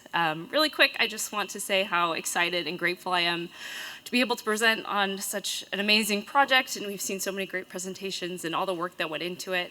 I'm also really excited to be presenting because the last time I was at SRF was as a Watershed Stewards Program Corps member 3 years ago, and so it's very exciting to be back and a little nerve-wracking. So I'll be presenting the factors limiting filamentous algae and rooted macrophyte growth in the Klamath River during dam removal, and I just want to say a big thank you to also all my co-authors, my advisor Desiree, Laurel, Ryan, and John have all helped get this work ready for presentation. So filamentous algae and rooted macrophytes are important to river systems. They're essential. They form the basis of the aquatic food web. However, like too much of a good thing, excess biomass can cause problems. We're talking about clogging boat motors, water intakes, fishing nets, also impacting dissolved oxygen, and impacting the cultural and beneficial uses of a river. We know that light and discharge are potentially limiting factors of these primary producers. However, these factors, among other environmental factors, are not well understood how they impact growth and senescence of these primary producers. So as we all know, the Klamath River just underwent the largest dam removal project in history, and a large sediment pulse was anticipated to go through the system during drawdown and then the subsequent removal in 2024. And the Klamath River has high rates of primary production, so algae and macrophytes grow really well in the system. So this dam removal project provided us with a great opportunity to study how this sediment pulse and elevated turbidity affected the growth of algae and macrophytes. So this study is guided by the question, how does filamentous algae and macrophyte growth, timing, biomass accumulation, and senescence vary with changes in peak discharge, baseflow hydraulics, light availability, and temperature? It's a mouthful. So first we conducted field surveys before dam removal in 2023 and then during dam removal in 2024. And then we fit a mechanistic model with this data. We had two hypotheses going into this research, both surrounding light and discharge because we anticipated these two environmental factors to impact growth the most.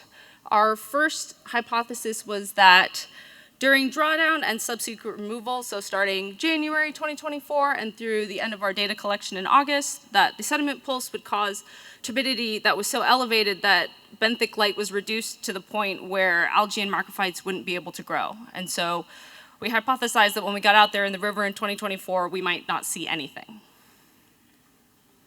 Our second hypothesis is looking at discharge, and so we're thinking that the spring peak flow that occurs every year would reset the system by wiping out all of the existing biomass from the previous year, by scouring it out. And then as the water levels dropped, this would increase the available habitat and green up would occur, and we would see growth during summer base flow. So we collected a lot of data at 2 sites each year. So we had, all of this work took place in the lower basin, downriver of Iron Gate Dam.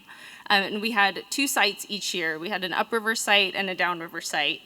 And you'll notice in our upriver sites are labeled as Walker Bridge and Tree of Heaven. And there's 2 because in 2023 we surveyed at Walker Bridge. However, in 2024 there was some in-water work happening, and we were worried that that might artificially elevate the turbidity at the site, so we moved just slightly upriver. But the habitats are pretty similar. And then our downriver site was Big Bar. And something I want to note is that in this system, in the upriver areas, macrophytes dominate, and then downriver algae is dominant. So a lot of the results that you'll see today are reflective of that.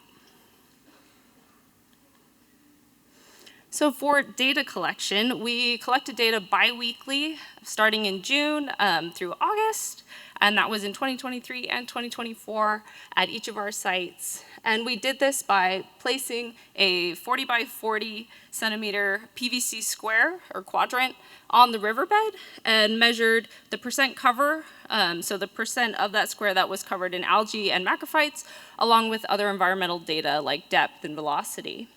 And so we placed this square in 70 to 80 different locations throughout our sites. The goal of these locations was to represent the habitat there, so riffle, run, and pool, to be distributed throughout the site. And then we converted this percent cover of algae and macrophytes into biomass using the strand length and the different taxa. This is mostly to say that from now on you will see biomass as our metric for algae and macrophytes. So going into our field results, I'm going to show you a couple slides first of just some of our overall observations to help orient you for our key findings. So the upriver and downriver sites had slightly different conditions. So from 2024 to 2023, or 2023 to 2024, turbidity was much higher in 2024 during the dam removal. This was true at both sites.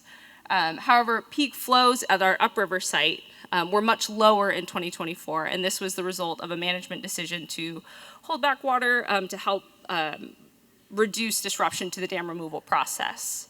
However, it was a different story at our downriver site. Peak flows were much higher, actually, in 2024, and that's a result of the tributary contributions. All right, so again, some more data to help orient you. So this plot is showing the biomass, the macrophyte biomass that we observed over each of the summers in 2023 and 2024. 2023 is the light blue, and you'll notice we start in June on the left with little to no biomass in the system, and it gradually increases over time. However, in 2024, it was a very different story. This is the dark blue points, and each of these points are a quadrant. The first time we were out there in June, there were a ton of macrophytes growing, and this was pretty unexpected. It kind of blew us away. And I want to draw your attention especially to these 2 first surveys where biomass was extremely high. There were macrophyte beds everywhere. And turbidity was also really high, which was kind of opposite of what we had hypothesized. So this made us start thinking about maybe potential reasons for why this was the case. And we went back to peak flow. So if you remember, peak flow in 2024 was a lot lower than it was in 2023. And so we think that because peak flow was so low, it wasn't sufficient to wipe out the macrophytes from the previous season and reset the system. So instead they overwintered and were able to survive through the turbidity. This is a similar plot just showing algae biomass, and this is at our downriver site. Again, in 2023, we have the lighter pink dots, and then the darker pink is 2024. They showed a similar trend both years. We had a green up and then a senescence following a the midsummer peak. However, in 2024, our peak biomass was earlier and slightly lower. And this could potentially be due to the elevated turbidity in 2024. Okay, so moving on to our key findings. The first key finding we had for this study was that algae and macrophytes persisted in shallow, slow-moving water. So this is just one example of one of our sites in 2024, but you'll see that most of our biomass was observed in the much shallower depths and slower-moving water. This was true across all depths, all years. The majority of biomass was observed in depths of less than about a meter and velocities less than about a meter per second. And this is consistent with what we've seen in the literature. Our second key finding was that macrophytes seem to overcome low light conditions. So looking at this plot, there's a lot going on. The blue dots are macrophytes that we observed at our upriver site in 2024 when turbidity was really high. But macrophytes were growing right at the beginning of the season. So on the x-axis, we have benthic par, which was our measure of light, and then we have biomass. And you may notice that macrophyte biomass was really high at some of our lowest light levels, which is contradictory to what we had thought. This is potentially partially due to the fact that we sampled biweekly, so these light measurements are just snapshots, and they don't capture the entire summer light regime. However, we also noticed at this upriver site when we were out there, there was a lot of macrophytes growing on the surface, as you'll see in the picture on the right. This was from our first survey in June in one of the deeper macrophyte beds, and there was just tons of plants growing on the surface. So this ties into the fact that we think that the lower flushing flows in 2024 didn't wipe out the macrophytes. So instead they grew and overwintered and then were able to overcome this low light by growing up to the surface. Algae, on the other hand, this was not the case. Algae seem to be more sensitive to light. For the sake of time, I'm not going to show you a lot of data here, but we essentially saw algae growing both years, but in the higher turbidity year in 2024, the algae was growing in much shallower conditions, so around up to about half a meter, whereas in 2023, the clearer water year, algae was growing up to a meter or a little bit deeper. Right, moving on to our model. So we adapted a existing mechanistic model for periphyton for algae and macrophytes, and they were modeled separately. And this model estimates the change in biomass over time based on production, which is a function of growth, and then loss via decay, so dying off of the algae and plants, and then export, so algae being removed from the system. So production was a function of temperature, density, light, and temperature. Decay was just a function of temperature. And then export was a function of scour, so the plants or algae physically being ripped off by the water, and then also by bed mobilization, so being uprooted and removed. So when we input the data into these models, we first clustered the data based on depth and velocity. So this is an example of one site, 1 year, and we clustered the entirety of the data into 3 separate clusters because we anticipated to see difference in processes in these growth and senescence processes between different habitat types. So cluster 1 was the shallowest, slowest moving water. So all the quadrants that we observed in these habitat types were clustered here.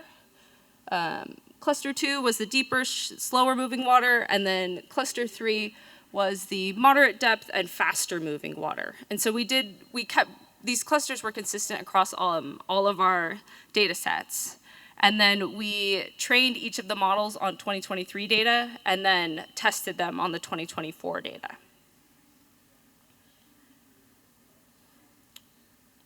Some results. Okay, so this plot has a lot going on. I will try to walk you through it. So these are the results from our macrophyte model. So this is the test data, the 2024 data. And so the results are separated into each of those specific 3 quadrants. So on our left, we have cluster 1, which is the shallower, slower moving water, all the way to the right, which is cluster 3 with our moderate depth, fast moving water. So this is biomass on the y-axis as it changes over time during our survey period. So the purple bars are observations, and it shows the distribution of the quadrant biomass that we measured. And as you'll see, the distribution is pretty large.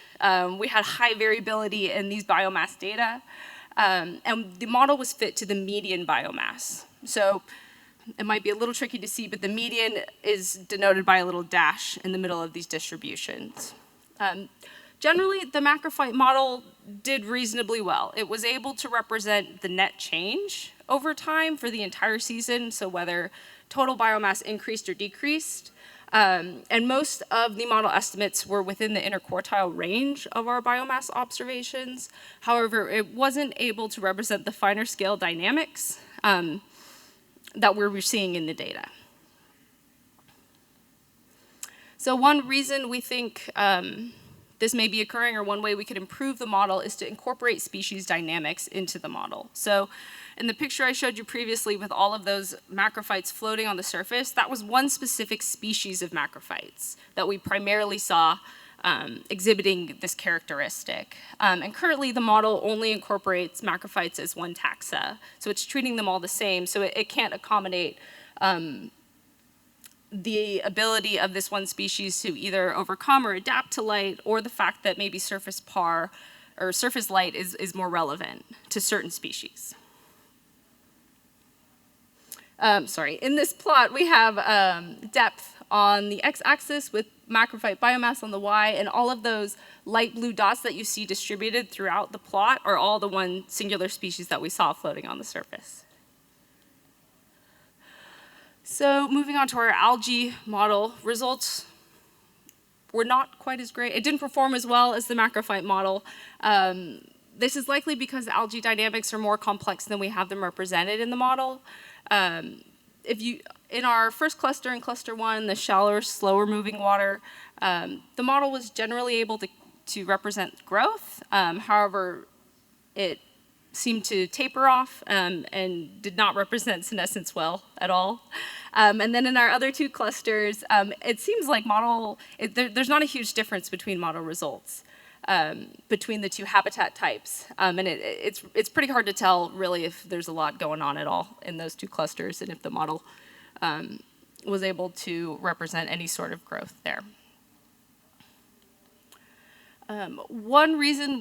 One possible reason out of a couple that we think this might be happening is because the senescence process isn't represented accurately for algae. There's a documented senescence cycle in algal dynamics that incorporates self-shading as one of the primary limiting factors and causes of decay. And so currently our decay term is just based on temperature, and we don't have a self-limiting factor that incorporates the self-shading of the algal mat as they grow. So you can even see in this picture, this algal mat is pretty thick, and there was a lot of algae growing underneath it as well. So as climate change and management decisions continue to impact rivers, we're seeing these changes through wildfires, landslides, and flooding. It's important to understand how the changes in flow regime and light availability are going to affect these primary producers that are so essential to these river systems. And this work has shown that macrophytes seem to be highly influenced by antecedent flow conditions, and that may be a way that we can control nuisance growth, but a lot more research needs to be done into ways that we could also address this with algae. So we do have surveys planned for this coming summer, 2025, hopefully, to get post-dam removal conditions and hopefully some more variable data to help improve model processes and better represent this type of growth. Just want to say a big thank you to all my co-authors and everyone else who has helped me with this work. My field crew was amazing, and they were with me throughout the entire summer, and then all the field work that took place the prior summer. And I'm happy to take any questions.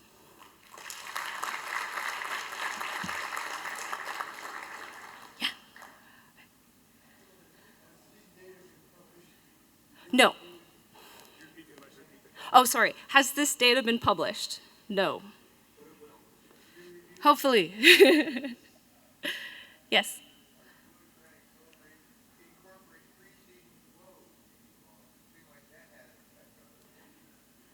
The question was, are we going to try to incorporate pre-season flows into the model? Yes. So currently, they are semi-incorporated. We initialized the model with an estimated depth that's associated with the peak flow, but I don't think it represents it very well. And I think that you're right, seems to be a very important factor in the resulting growth. So we need to brainstorm more ways to make that more applicable. Yes.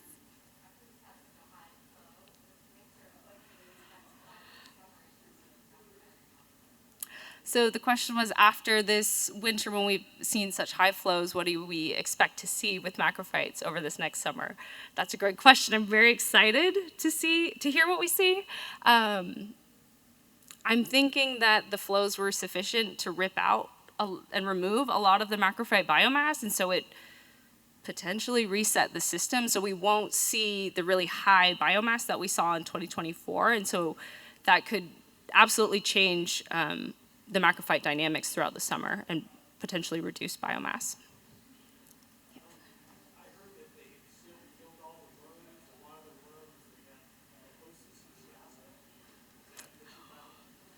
That is a great question, and did we see that a lot of the sea Shasta host worms were killed off following dam removal? I'm looking at my advisor right now. Yes, this is not my area, but yes, it looks good. I'm gonna leave it at that. Yes.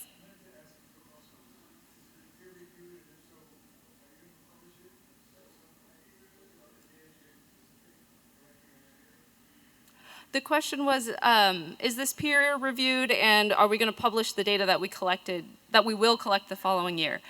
That is the goal, yes. Yep. I am 2 weeks out from my master's defense, so I've been writing a lot. Yes.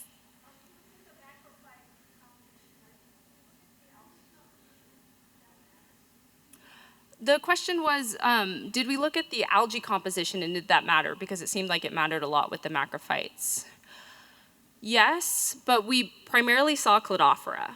That was dominant throughout. There were some variation in species, but it was primarily Cladophora. So in this system, perhaps not as large of a difference as it made with the macrophytes. Okay. Thank you.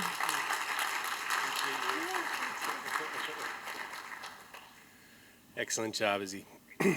Our next speaker is Rosa Cox, and she's going to be talking about benthic macroinvertebrate responses to Klamath dam removal. And Rosa's pursuing her master's degree at Cal Poly Humboldt in Dr. Allison O'Dowd's lab. That's Dr. Allison O'Dowd right there, and then she's sitting right there, all embarrassed. Although her undergraduate degree was in entomology, she has spent the past decade working in the Sierra Nevada Eastern Sierra on a range of projects involving birds, bugs, desert fish, amphibians, and even plants. So put your hands together for Rosa.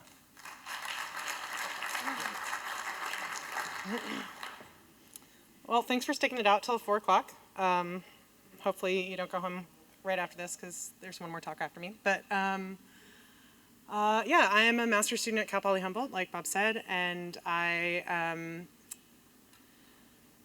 just want to give a quick shout out to all of the people who made this project on the Klamath happen. You know, obviously decades and decades of tribal advocacy, all of the work from all of you amazing people in the front here. You can't hear me. I'm usually really loud. I'm trying to not be so loud. My passion is bugs, but I have been on a walkabout doing general other stuff for a long time, and so it was really lovely to come back to getting to study invertebrates, and really humbling to be able to experience just the last 2 years that I have been able to on the Klamath River. So thanks to all of you guys for making that happen. I don't know, okay. If you haven't heard by now, there's some dams that came out on the Klamath River.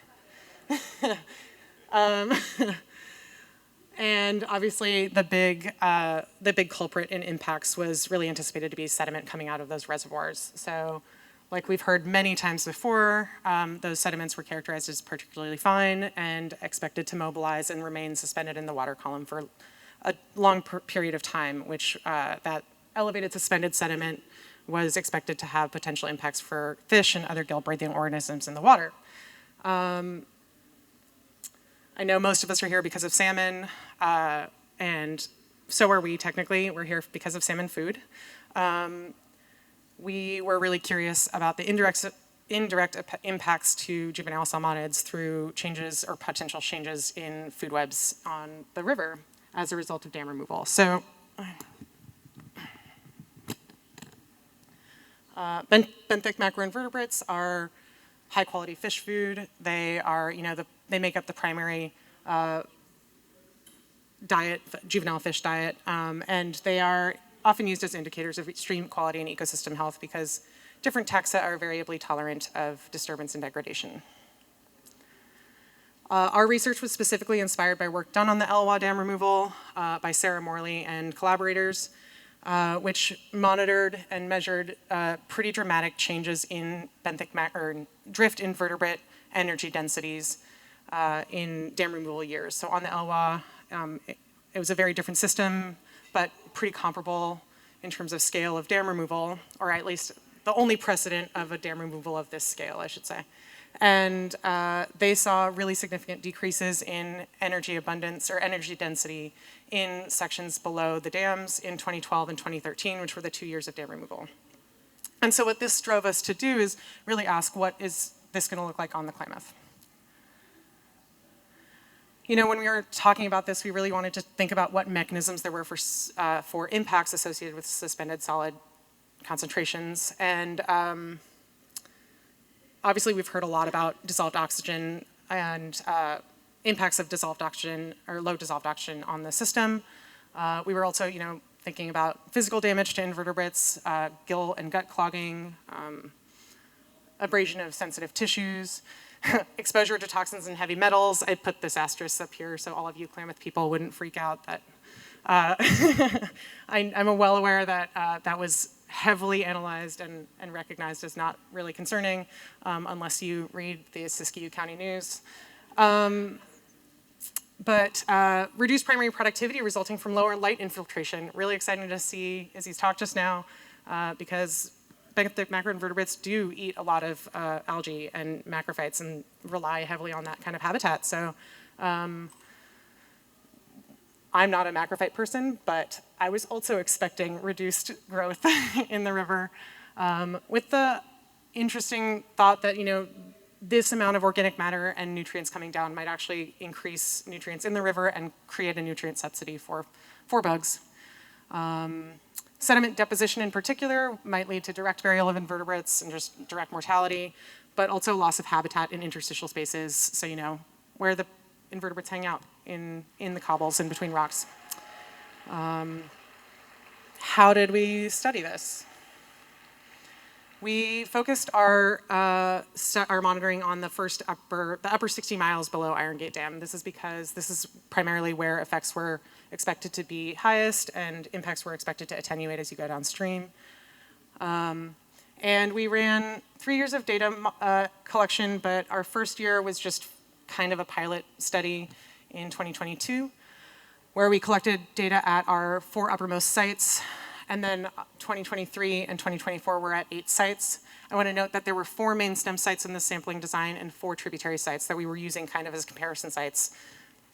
I don't think reference sites is a good is a good word, but yeah, they obviously did not experience dam removal.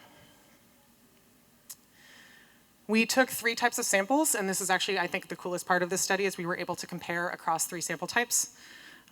We took benthic kick samples. I don't know if any of you have sampled for invertebrates before, but this is basically where you just disturb the substrate upstream of a D-net and everything floats downstream into it and you collect that. We also collected drift samples where we set drift nets in the water column for 30 minutes, and this is basically what is primarily recognized as most representative of what's available to juvenile salmonids and what they're eating. Juvenile salmonids are often drift feeders, and so they feed in the water column. And then what's really cool is we got to pair all of this with actual diet samples that we partnered with the Karuk Fisheries Monitoring Tribe, Karuk Tribe Fisheries Monitoring Program. It's a mouthful, sorry. And they collected a bunch of fish and induced vomiting, and we got to actually see what they're eating in real time. For sampling season, we focused the majority of our sampling in the spring. This is because, this is when the majority of juvenile salmonids or juvenile Chinook specifically, are moving downstream, and when we were most concerned about impacts to what was available for them to eat. We collected all of our sample types, all 3 sample types, and at all of our sites. But I also did opportunistically sample in the fall when I was going to download hobo data. And I say opportunistically because there really wasn't money or funding for processing these samples and didn't have a ton of time to do it. So I collected a lot fewer samples, and I only collected benthic samples, so 1 sample type. And we only collected in 2023 and 2024.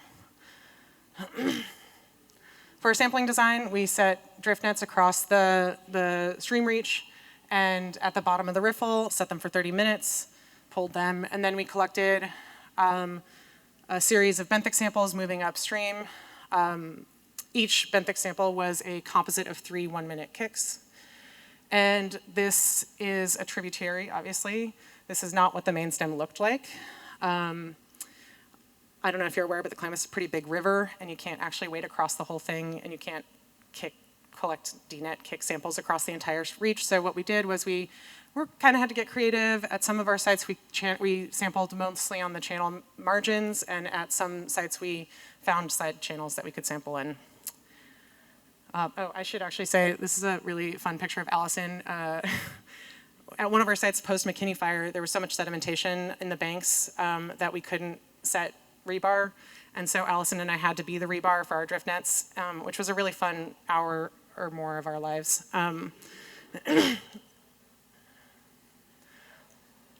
All samples were transported back to the lab for the fun part, which is picking an enumeration and ID. So I don't know if any of you have ever processed benthic or invertebrate samples at all. This involves a lot of pulling bugs out of filamentous algae, of gravel, of sand, of silt. A lot of hours under a microscope. Our benthic samples, I identified them to genus level, and I should say non-insects and terrestrial insects were identified to higher taxonomic levels as was possible. And then drift and diet samples were identified to family level, and we also took length measurements on each individual so we could estimate biomass using taxa-specific length weight regression coefficients. Just got to brag, over 200,000 individuals were pulled out of samples and identified. This took 3 entire winters and an amazing fleet of undergraduate technicians that that spent a lot of time at microscopes and wouldn't have been possible without them.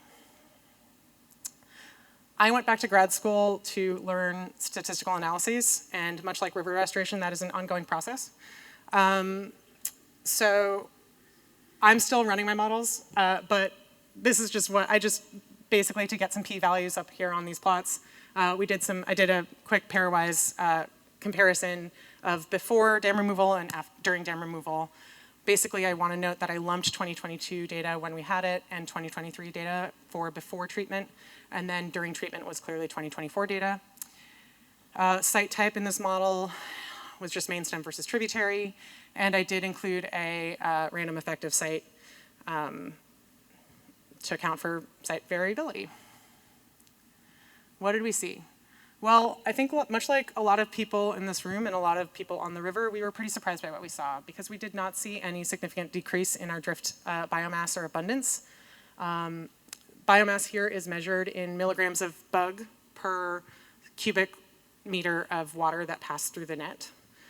And as you can see here in 2024, biomass really didn't decrease. I want to point out that for this plot and for the rest of the plots that I'll show, I've plotted the main stem sites on the top and tributary sites on the bottom kind of as a comparison.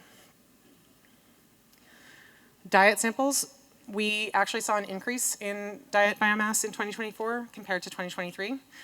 And this was a significant increase. Gut fullness is a metric that we basically just scaled the amount of biomass in each fish sample to the size of the fish, because guess what? Bigger fish eat more. Yeah, this was a significant increase from 2022 combined with 2023 data. I do want to note that in the next plot, this will actually become more evident, but we didn't have very much data from 2022. This is because we sampled a little bit earlier. And it turns out in the tributaries, the fish don't grow as fast. And I think the crew was out there a lot trying to get fish that were big enough to lavage, and they just couldn't get fish that were big enough to lavage. So we only have like 5 samples from the tributaries in 2022. And this is actually one of the reasons we ended up sampling in June, was to just maximize fish size for diet sampling. One of the things I want to point out about 2023 here is that at 2 of our sites, Klamath at Brown Bear and Klamath at Gottville on the main stem, we had a pretty high proportion of empty stomachs in 2023. So out of 20 fish, 10 were empty in 2023 at Klamath at Brown Bear, and 8 were empty at Gottville. And I haven't really parsed out why that might be, but I think we all have heard a lot about the McKinney fire, and impacts were really, really notable at those 2 sites in terms of sedimentation. And so I think that's kind of worth mentioning. Okay, so I'm a bug nerd. This is the only time I'll put bug names on the presentation, so just bear with me. But diet taxonomically was diverse, and there weren't any really clear winners, which was really exciting. We didn't see any decreases in certain taxonomic groups at all. I was really excited by these 2 buddies, which I actually pulled out. I've lumped everything else kind of by order, but these 2 fly larvae, I love them.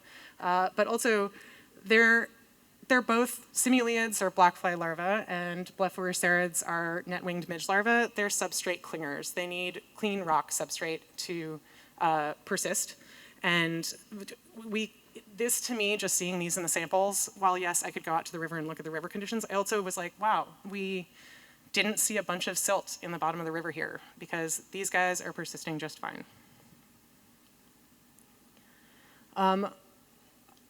I want to remind you that I did take fall samples in my benthic samples. So this is actually one of the only spots we saw any significant decline. If you note, the lighter green boxes in the upper plot are my spring samples, and then the darker green boxes are the fall samples. We did not see any significant change, again, in spring samples in abundance for biomass, or for benthic samples rather, but we did see a significant decline in the fall in 2024. And I don't know if any of you guys have been paying attention, but I think cofferdam removal probably has a lot to say about cofferdam removal. I've split this up by site because this is a metric that actually did change by site. So because I took benthic samples to genus level, I was a little more comfortable making taxonomic inferences. And so I assessed Shannon diversity at the genus level for my samples, and we did note that even in the spring, which is the upper box here, we saw a significant decline in taxonomic diversity at our Iron Gate site, so right below the dam removal site, as well as at Gottville, which is the site downstream of that. We also saw a similar decline in our fall samples, at Iron Gate, but not at Gottville. So that's kind of interesting. To me, that says cofferdam removal impacts were concentrated up by the dam. I think a lot of people who have seen the river system, probably that makes a lot of sense. So why did we see this? We've definitely been hearing a lot about drawdown versus cofferdam removal, so I'll try to make it brief. But, you know, a lot of sediment came down in initial drawdown, but so did a lot of water, and it was cold water. Whereas in August and October, through October, I should say, with cofferdam removal, we had a lot of sediment coming down, very low flow, very high temperatures, which resulted in decreased dissolved oxygen. These plots are not nearly as beautiful as John's plots, but bear with me. This is initial drawdown. We do see, elevated turbidity in the middle, elevated flow in the top plot, and then dissolved oxygen decreases in the bottom plot. And compare that to cofferdam removal when we see pretty high spikes in turbidity, very little flow, elevated flow, and pretty severe decreases in dissolved oxygen at Iron Gate specifically, not necessarily at Syed downstream. Oh, cool.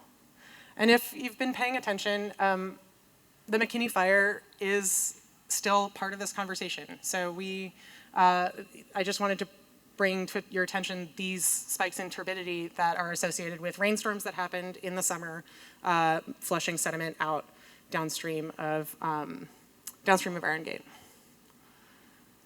and associated dissolved oxygen decreases. So just to touch on the McKinney fire, I don't have a good map made yet of the McKinney fire footprint, but if you're not familiar with it, it burned basically the area surrounding those red arrows. So it burned primarily south of the river, but way downstream of Iron Gate and upstream of Syed Valley. These arrows are just spots that I remember seeing debris flows when I was driving the highway.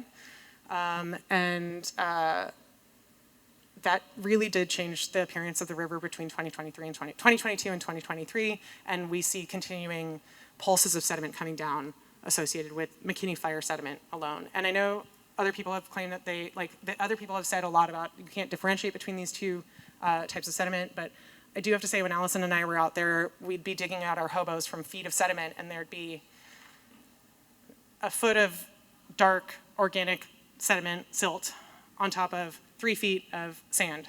And that sand was most certainly McKinney fire sediment, not reservoir sediment.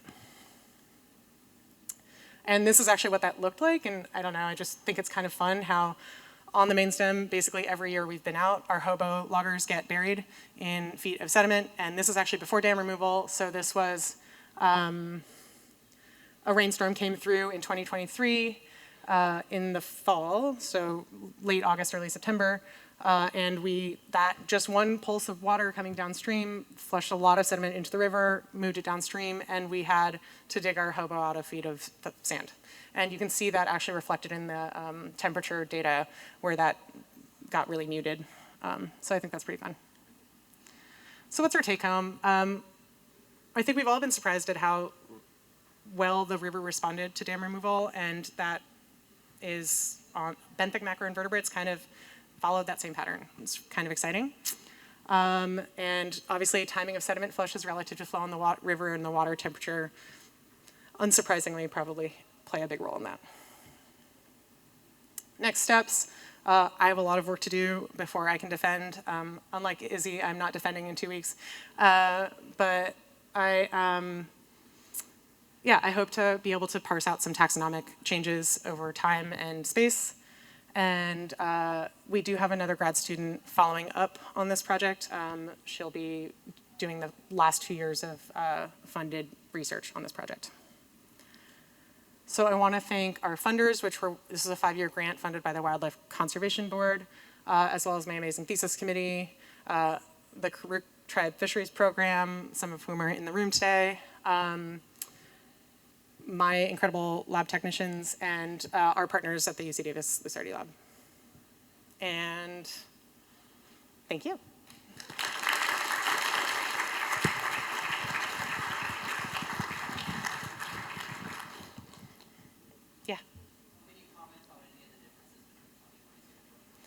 Yeah, I mean, I wish we had better data. Sorry, I can comment on the differences between 2022 and 2023.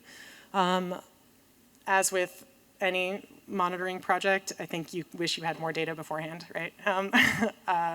And we did have so we had such limited data in 2022 that it's a little hard to parse that out. But I really do want to actually, I think I would love to spend more time on that exact question, especially taxonomy, and get at taxonomic differences between 2022 and 2023 at specifically those 2 sites that I think were particularly anecdotally impacted by the McKinney fire. We don't have enough data for diets at all to really do that, but with the drift and the benthic samples, we probably do. So I can't comment on it now. I would like to comment on it in the future. But thanks, yeah.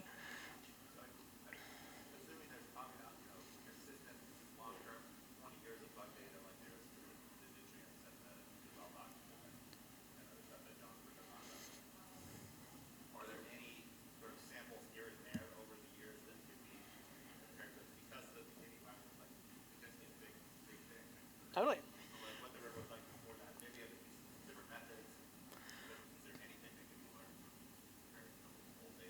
Absolutely. There are actually multiple, oh, sorry, again, I will read the question. No, thank you for the reminder.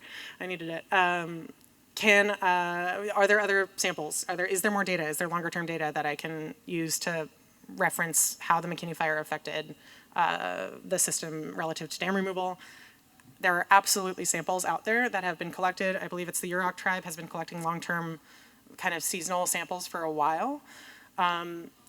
The problem with that is it took us 3 years in the lab to process the data that I collected.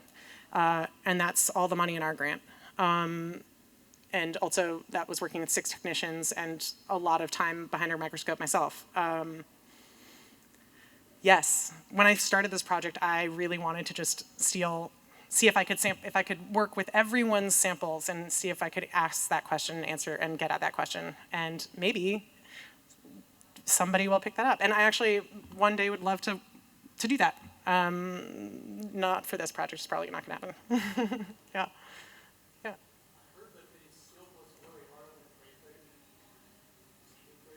We saw, so the question was about crayfish. Saw so many crayfish, lots and lots of crayfish. And I wouldn't say that I think they were particularly impacted, at least when we were sampling. Yeah, yeah.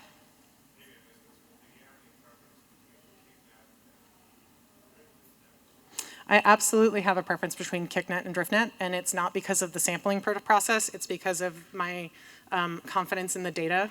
Driftnets are amazing. They're completely quantitative. We just passively set them out. We collect data on how much flow is going in, and then there's very little sampler error associated with it. Whereas with other sampling methods like diet and benthic DNets, I'm a lot less confident in the quantitative quality of that data because there's sampler style that goes into that, right? So, yeah. In the back. You.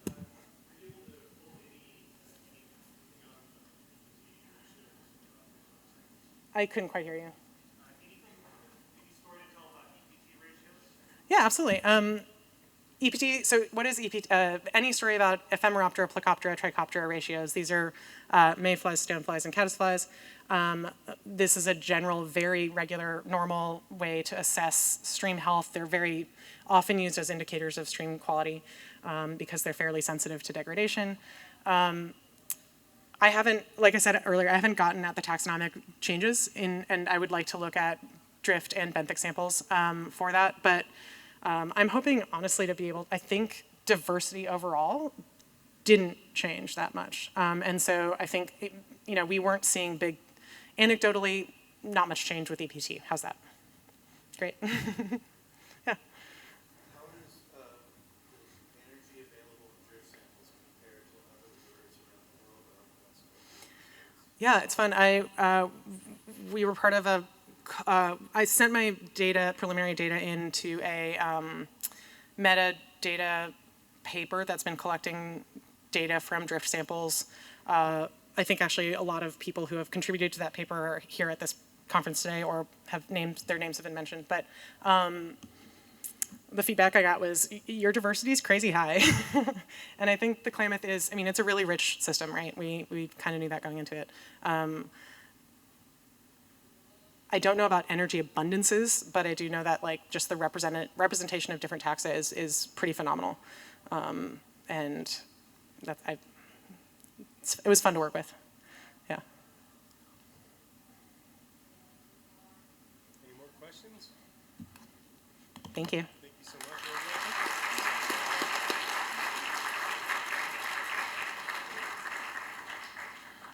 Awesome talk, Rosa. Thank you for that. Well, our final talk for the session is one that's near and dear to my heart. Once I found out about a year before the dam was about to be breached that there was no funding for effectiveness monitoring. The state didn't get their folks hired up yet, and Oregon was still floundering. Started working with Caltrout and all the tribes to try to get this project up and running. So I gave a presentation similar to this about 15 times to funders to help get it up and running. So I'm really stoked that the first couple of years are funded, and these awesome individuals here are going to be talking about the results. So evaluating the effectiveness of dam removal on the Klamath River using sonar and radio telemetry. It's going to be tag teamed by James Whelan, who's a project manager with Caltrout and grew up near the Klamath River in Ashland, Oregon, and Alex Coram, who's a fisheries biologist with the Karuk tribe and has worked in the Klamath River and tributaries since 2001. He has experience with adult juvenile salmonid habitat surveys using various marks and tags to study wild fish. Radio tags are his favorite tagging method, in case you were wondering. We'll take it away.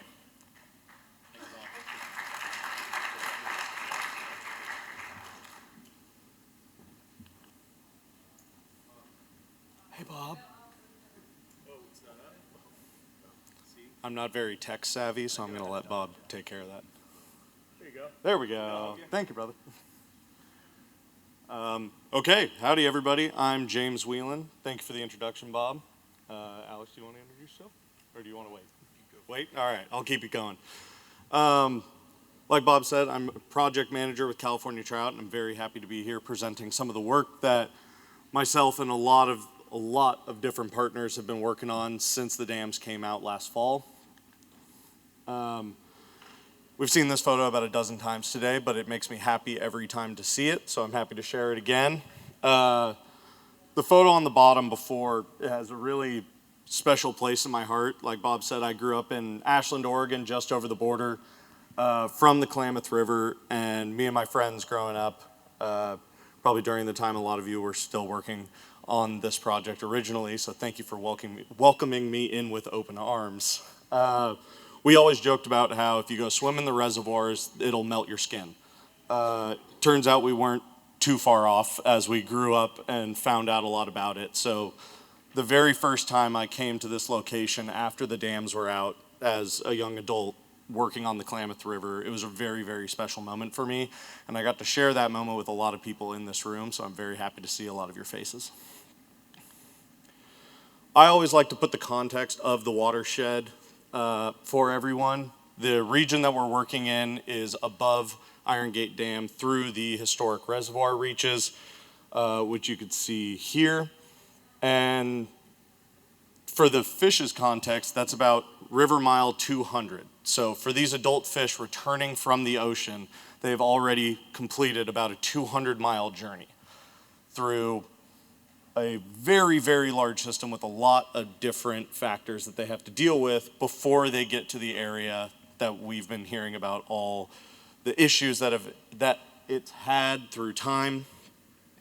And then we get to, I'll get into the sampling, but then we get to see them and see how they're doing after such a long, long journey. Some of the work that we've been doing includes a variety of technology. We have things from a fish counting sonar station at the base of where Iron Gate Dam was located, which is here in yellow.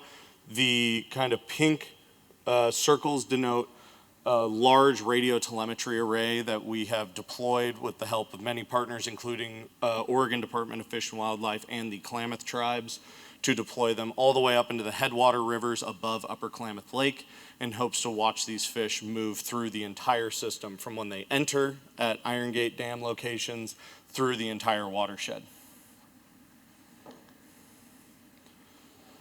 So this was kind of the phase one monitoring as we were coming into this in the fall of 2024. There were a lot of questions of what was going to happen as the dams were coming down and we were preparing for this field work. Some of the big three, I would say actually the big three, are how many, how many fish are going to come into the system, show up, and then move past those historic sites. What species are moving through the area, and it can be a bit of a trick to kind of apportion out what's there, when are they there, and how far are they going. And then where are they going? Using technology like radio telemetry in association with sonar, we can get numbers, location, and hopefully start to figure out where these fish like to go, where are they spawning, where are they staying. I just really like this photo of Alex and one of our collaborators here tangle netting right in front of our sonar site to try to do some species apportionment. It's kind of a good overall representation of what we do on a daily basis out in the river. So quick short timeline of what's been going on. In July of last summer, we had a big kickoff meeting with a large majority of our partners. I think there's about 15 or 16 different agencies, tribal nations, state, federal, universities, all working on this project together. In early September, we had the initial deployment of our sonar camera at a preliminary spot to learn how it worked and start seeing if fish were moving into the area pre-coffer dam removal. On October 4th, 2024, we saw the first fish detected by sonar. This was after the coffer dams got removed. The sonar was moved up into a location right at the base of Iron Gate Dam, indicating that that fish swam by the sonar and entered into the historic reservoir reach. Woo! Thank you.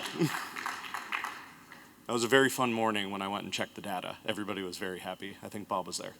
On October 16th, we had our first tangle netting experience going out and trying to get our hands on these fish, take genetic samples, scale samples for aging, radio tags, pit tags, try to get as much information off these fish as we could. On October 22nd, we caught our first Chinook salmon and got tags on it. It was a very good birthday present for me, going out into the field on my birthday and getting a Chinook. And then on December 4th, we caught our first coho. By the way, you will see photos of all of these, so we're good there. So our big three monitoring strategies that we use through here that I've alluded to, and we'll get into more depth as we go on, are the sonar station deployed right at the base of Iron Gate here. Iron Gate is about maybe 100 yards upstream above this rapid chute where it was dangerous to set any other equipment up. Tangle netting, that's a photo of Alex and I at the outlet of Ward Canyon at the historic Copco powerhouse. And then radio telemetry, and as you can see there, that's the first coho that we ended up collecting through tangle netting and getting these external radio tags on. So for the sonar, we are using an Aris camera. It is deployed, like I said, at the base of Iron Gate. It uses sound waves to project across the river and reflect those sound waves back. The beams of sound are set up at certain intervals of width, so we can also measure length of individual fish as they swim by the sonar. Like I said, it was deployed in September, but it was, it was moved up to the Iron Gate site once construction was completed and we were allowed access to higher locations. And this sonar station records data 24/7. 7 days a week, 24 hours a day, it's going. We collect and then hand process that data. I did bring, I think if this, yep, this is the video of the first salmon swimming through the sonar. As you can see, it's only about 3 meters from the camera, so it's very good resolution. You could see it tail beating the whole way. I don't know if it'll play again. There we go. And as we continued on with the sonar, we saw a lot more of those as they were coming through. So this is a plot here. We have net daily upstream passage on the y-axis on the left. On the y-axis on the right, we see cumulative passage. This is from a time period of October 17th to November 12th. So each vertical bar is how many fish passed the sonar per day. And as you can see, the net daily on some of these days is almost 400, over 500 fish moving past this per day. I do want to denote that these are individual fish before doing any species composition. So these are just individual targets that we are picking up during this time period. But In the span of about a month, we got just shy of 7,000 targets during this time period, and we are continually processing data. As I speak now, we have people working on that to fulfill the data set. I also wanted to note that October 31st, we shifted the sonar location, so that's why it's a 0 for that day. It's not just because they were celebrating Halloween. We were just moving the sonar, so the sonar was not being deployed that day. We can also see with a length distribution, a majority of these are large fish, which leads me to believe that a lot of them are fall run Chinook salmon returning into the system, both based on timing, being that mid-October, early November time period, and just their sheer length. Over 90% of the fish moving by were 20 inches or above. So these were not small fish coming by. Very, very fun to see. There were a handful of times where I was in the water adjusting the sonar and somebody would call out and say, one just swam past you, and I had no idea it was there until a minute later. And thank you. I'm going to be passing this off to Alex now to continue. Cool. Thanks, James. Thanks, Bob and Mike, for the session. I'm Alex Korm. I'm a fish biologist with the Karuk tribe. And so this project is the coolest project I've ever been involved with. So it's just really a lot of fun to talk about it. But the tangle netting, so I had to learn a new fishing method for this project. And so that was really fun for me too. But before I go any further, I just want to specifically name a couple people that were really integral to this that I just feel really grateful to. One of them is Leanne Knudsen, who works for the Yurok tribe. She made the tangle nets, and so it couldn't happen without her.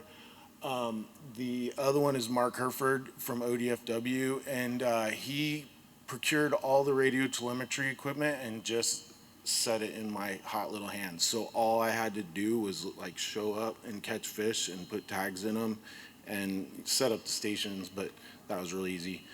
And so it's just been really smooth, and all our collaborators have been like really kind of showing up and helpful. So it's been a really fun process to like make and maintain friendships on the river in our work environment. So the tangle netting, this actually is most of the ODFW crew in the photo, Mark and a lot of his field techs. That's James out like in the deep water right there. He had the hazardous job, not just mostly because I'm heavier, so I could sit on the shore side. But so the way this all works is it's sort of like seining, but it's of course in much bigger water because we're trying to catch adults. And a lot of times this is a different view of that hole at the outfall of Ward's Canyon. And so just to the right out of the picture, James would go out to the bottom of like a class 4 rapid and get out into the wave train below it. And then I'd try to match his pace until we could get to the end of the hole, and then he'd swing to shore. Really action-packed, like really kind of fun fishing method. We needed at least a third person every time because once we swing the net to shore, I'm kind of just stuck in place holding the net until everything's kind of done. The fish needs to be taken out of it and that sort of thing. And so James would be at one end, I'd be at the other, and we'd have at least one other person. This was a day where we had plenty of people. Someone would have a dip net to actually capture the fish. It would end up in this little holding pen here, or they, if we got more than one, and then we would end up tagging them. And so here's a little more photo of the process. Once they're in the net pen, so we weren't really, we actually had a cradle for putting the fish in to hold them, hold them steady. It ended up being a hassle to use it, so it was easier to just have someone hold the fish in the net pen while Mark or I, so far there are other people that'll probably be tagging this year, but would insert the tag. And the way the tags went on, it was like an external mark, like James was saying, and we would use this cool like 3D printed like plastic thing that holds two piercing needles parallel, and we'd go just through the dorsal sinus, and then there's like a loop of 100-pound mono affixed to the tags that we would then crimp to make just a loop that holds it to the fish. The fish would also get a pit tag. We'd take a little fin clip for genetic samples. We'd just handle them as minimally as possible. They would be released right back into the river, right out of the net pen once we put tags in them. And this is just a fun day. When we started floating, once you get on the river, well, this was a day we damaged our net. So that's James and one of our partners, Keith, doing a net repair. But I just like this photo because it shows the net stretched out. It looks like a gill net, but it functions differently. It's much smaller mesh. So when the fish hit the net, it has a light lead line. So when a fish hits it, the lead line can lift and it'll tangle a fin or get caught in their teeth. And it's as long as it's not an 18-incher, it works really well, but it's a gill net for 18-inch fish. And so this is the numbers of fish we caught. And I will say, as these are pretty disappointing numbers to present to y'all, like with a method like this, but there was some trial and error involved at the beginning. And also we were, without getting into details, we were restricted in the areas we could fish until November. And I feel like we really hit our stride and figured out what we were doing just about the time that the salmon quit running through the site, or the Chinook quit running through the site. So then we had 2 weeks where we were fishing really hard and really competently and not catching anything. And then one day the coho showed up, and that was really exciting. And actually, I don't want to harp on it, but that coho, James said that was actually the second one we caught. The first one we caught was the day before, and it was just James and Keith and I on a float. And we were about 2/3 of the way through Iron Gate Reservoir, right above the mouth of Camp Creek at what is now my favorite fishing hole in the Iron Gate Reach. And we ran that net and got a beautiful, bright female coho. And I was astonished by how bright this fish was that high in the system. Like with the dams in place, a coho there would have been really dark. And this thing was definitely an upstream migrating fish. Really exciting to pull that fish out. Like I was really hollering when we pulled that one out. It was a very good day. And that first fish we tagged actually went through through 3 of the reservoirs, old reservoirs, before it stopped. The one we got the next day from that photo was actually ended up in the hatchery. There's another photo of it. And so that one went to the hatchery. We got the tag back. They're all archival, so whatever information's on it, temperature, activity levels, we have it. This is a photo of the Iron Gate fixed station. We have one at the former site of Iron Gate. We have one at the former site of Copco. We were intending to have one right at the state line, and we were dithering over access issues for a long time, and it's still not deployed there. But we're going to get one right on the Oregon side, it sounds like, real soon. So, and another thing about this project that was fun for me is normally when we're doing a project like this, we're only tagging one species of fish. Well, this project, any fish that was big enough to put a tag in, we were tagging. So we tagged Chinook when they're available, we tagged coho when they're available, we tagged steelhead when they're available. And so that made it a lot of fun, because then once you're tracking these fish, there's just more to think about when you're doing it. And so I guess I'll talk about, there's another picture. This is my favorite steelhead of the season. It's the last fish we tagged, but it's a big male. And I was driving by Camp Creek a few weeks ago, and I'm pretty sure I'm still detecting that tag.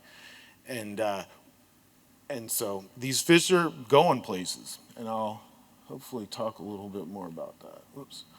So I guess some stories about the fish. I'm not sure. Speaking of fish going places. So one day we knew the tag was in Camp Creek, and we thought it might be a dead tag. So we went back the next day to try to recover it with our masks and snorkels. And we ended up finding our tag, and it was still in our fish. The fish we tagged, this one was a female that we tagged. Well, I don't know if you saw, I'll play it again.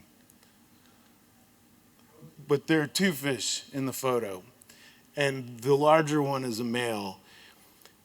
So that was just exciting to see. That's an untagged fish, but this was a stream that was under 150 feet of water 4 months before this video was taken. Or not 4 months. The dam was still in place 4 months, a year before. Oh, and so I do want to tell another fish story about the tagged fish. So the first coho we tagged went up through all, like Iron Gate Reservoir, went past our Copco station, and it went right to the top of what the former Copco Reservoir. And I never did detect it in a tributary, but that reach of river right in that area was where our crews documented the most Chinook spawning. There's a ton of gravel it was falling out when the reservoir was in place, but I think it's a really flat reach of river, so that gravel is gonna remain in that reach. It's gonna be a hot spot for spawning, even moving forward. And I think that fish probably spawned in the main stem, but just nearby there's a tributary, Shovel Creek, and I think James was just telling me yesterday, Shovel Creek is one of the places, CDFW does surveys up there, and they counted more coho in Shovel Creek than in any of the nearby tribs, and that includes Bogus, which was downstream of Iron Gate Dam, and Jenny, which is a much larger creek that was above the former Iron Gate Dam. So it's pretty exciting to see these fish going to places that some of us thought they might go, like they did. So anyway, if anybody asks if it worked, you can say yes. I like that. That's a good underline. This is just a fun photo I like to include of Jenny Creek. Yeah.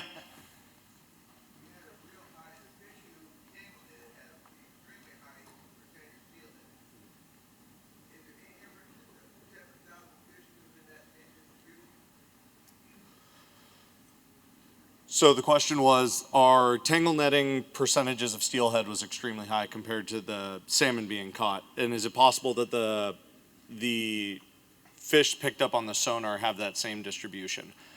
I find that very unlikely. The sizes of the steelhead that we were getting were significantly smaller. They were in the 300 to 400 millimeter range, whereas a lot of the salmon that we were seeing, and then some of the work we're doing for the species apportionment stuff with the sonar data, we're doing a minimum length cutoff of anywhere between 50 to 60 centimeters or 500 to 600 millimeters to try to remove any possible Omicus kind of being in that sample. It is possible that there were steelhead running in that those sonar numbers, because those were just raw targets. But with the timing and the size distribution, I don't think there were too many. In comparison to the total number, there may be, I don't know, 100. Was your fishing later? Yeah. And we have a really small sample size. Yes, yeah, that's a very good point. I did not get competent on the net for a very long time either, so it took some time to get there, so our sample size was very low. But I'm feeling very confident for fall of 2025 that we're going to be able to collect a lot more fish. Yeah. Yeah, Stephanie.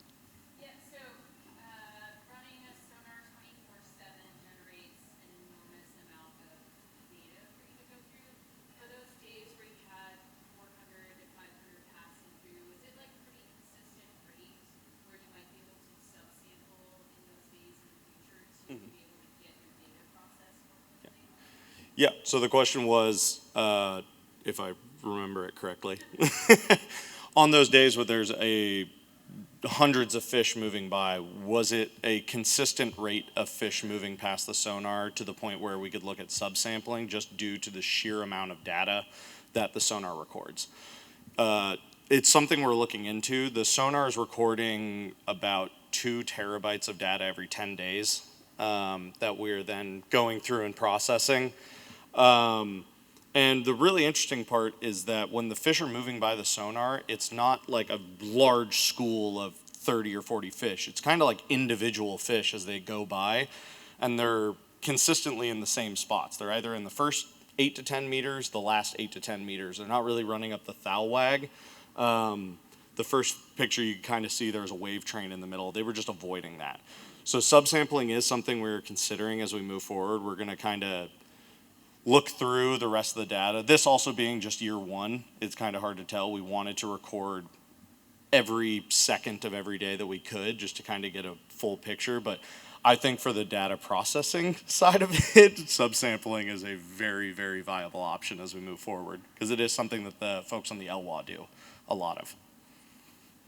Two things. One, I feel explain to people how we leverage the LWA experience. Yes. But second is one of the large challenges we had from Pacific Core and others was that there were so few coho, if they got up there, they wouldn't find each other. Oh, shit. This was wonderful data. Said, no, these fish figure it out. Yeah. They were able to find each other. Yeah. You want to jump on the LWA? Or you want me to? Okay. Yeah, so thank you for bringing that up. One of our partners that worked with us very closely and was instrumental in this work was the people who have been working on the LWA for over a decade now. We worked with Keith Denton and who's been running the sonar there, as well as George Pess with the Northwest Fisheries Science Center, and they came down to the field and really shared what they learned, their experiences from it, what worked, what didn't, and then are continuing to help us through this process.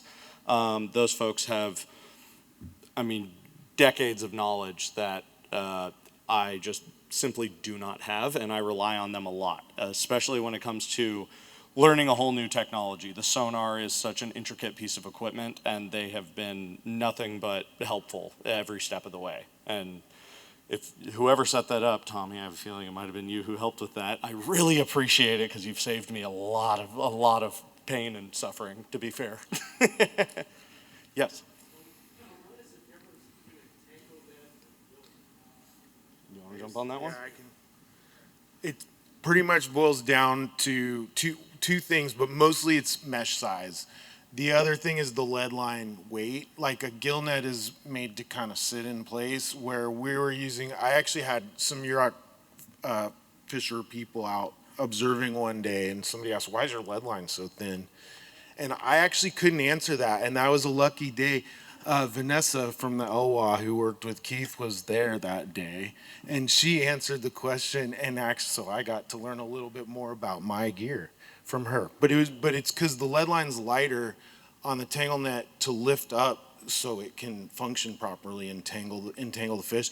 And the gill net is just kind of sitting across the water column, and the fish swim up into it, and then they just can't back out. But it's a bigger mesh size for Chinook. And then of course there's nuance there, where a gill net for Chinook is going to be different than a gill net for steelhead and that sort of thing. Yeah, go ahead.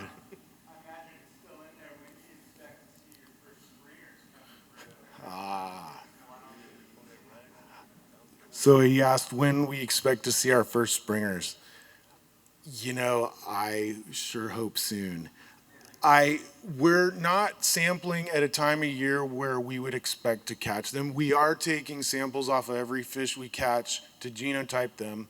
I feel like we're far enough up in the river system that spring Chinook might be passing our net site later in the season alongside fall Chinook, so that's why I'm taking samples even though we're sampling in the fall and later in the fall. But we're not sampling up there in late May, June, July, when you'd expect like a true early running Chinook to maybe be passing through that part of the river. At this point, I would like to, but we don't really have the funds to go fish when we don't expect there to be a lot of fish. But also, those fish are so valuable that I'd be concerned, as much as I'd like to get a tag in one, I'd be concerned handling them. And so it's sort of, we'd like to know more. We'll hopefully learn some with the sonar, but we won't really start trying to handle them till we know there are more.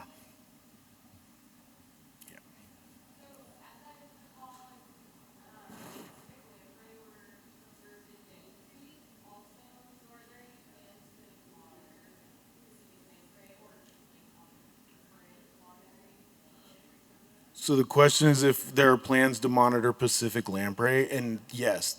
So James was just telling me yesterday he was thinking about putting like a speed bump, like an actual plastic speed bump out in front of the sonar to force lamprey off the bottom when they're passing the sonar. So, but we're heavily interested in that for sure. The tribes are keenly interested in lamprey, and that observational lamprey up in Jenny Creek early is really cool. And also one of the days when we were putting the sonar in, we had one of the Kiewit guys hanging out and just watching us work. And he goes, hey, yeah, this morning the excavator guys saw otters eating lamprey in the tunnel. It was when the river was going through 2 arch culverts and they're driving excavators back and forth across it and they're dumping sediment in with these big buckets. And when that guy said that, Damon Goodwin was there. He's really into lamprey. He asked the guy, how big are they? The guy holds his hands apart like this. So it was like, those were Pacifics. And so those fish passed through the former Iron Gate dam site before they were done working. The lamprey.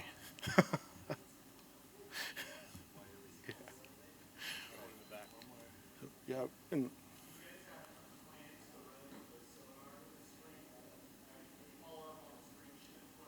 I'll let you get that one. Yeah, so the question was, do we have plans to continue running the sonar through the spring?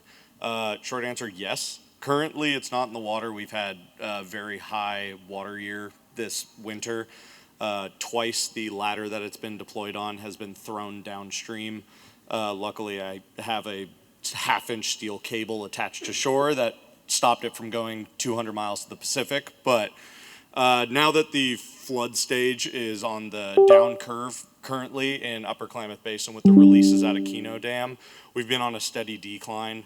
Somebody mentioned the Karuk's water quality website earlier. I'm kind of glued to that every single day, watching the flows get down to a point that it's one, safe for crews to get in the water and redeploy the camera, and two, the image quality is good enough where if we're recording terabytes worth of data, we have a chance to see something. And I think that's our time. Yeah. Well, thank you guys. They told me that a minute ago. You guys are awesome. Thank you, man. Thank you. Good job, guys. Appreciate it. All right, you guys. We stuck it through to the end. You all deserve medals. You can have a beer on you after this. No, I'll be joining you later tonight. Been a long day. It's been a great day. I think this, we have transitions going in a lot of different ways here. I think this probably marks a transition from hearing presentations about how did we do it? What did we do to get the dams out? What was the history of this? And I think we're going to be transitioning more and hearing less and less about that and more about like, how are they recovering? How many came back this year? What kind of restoration are we doing? And I, for one, really welcome this transition as much as I love talking about what happened and all the milestones that we heard last year and all the history that went into leading up for the fight to do this. I'm really looking forward to telling stories about the restoration, about how they came back, and the first time we saw coho spawning in Jenny Creek, and the first time we found coho in the Sprague River, which I'm predicting will happen. And so I really want to thank you all for sticking it out today, and I want to welcome some words from Uncle Bob here. Thank you, buddy. Appreciate you. Yeah. Yeah. I just wanted to take a moment to thank you all as well. This is the biggest project I think I'll ever work on in my entire life. And like Frankie said, thousands of folks have worked on this. And one of the coolest things is we can predict, right? We can write these plans and, try to figure out what's going to happen with the sediment and with the macrophytes and with the bugs and what the fish are going to do. But if we just keep actively monitoring this, and the river itself is just going to reveal the story. And every year I think I know what the fish are going to do, and I know I'm wrong. The fish tell us something different and they do something else. And that's why I love this work and just seeing what this River of Renewal is going to bring to us in the future. So thanks for coming to check out this year one monitoring lessons learned session. And hopefully we'll keep this up and keep reporting back to folks on what this largest dam removal in the world project is going to tell us next. So thanks, everyone.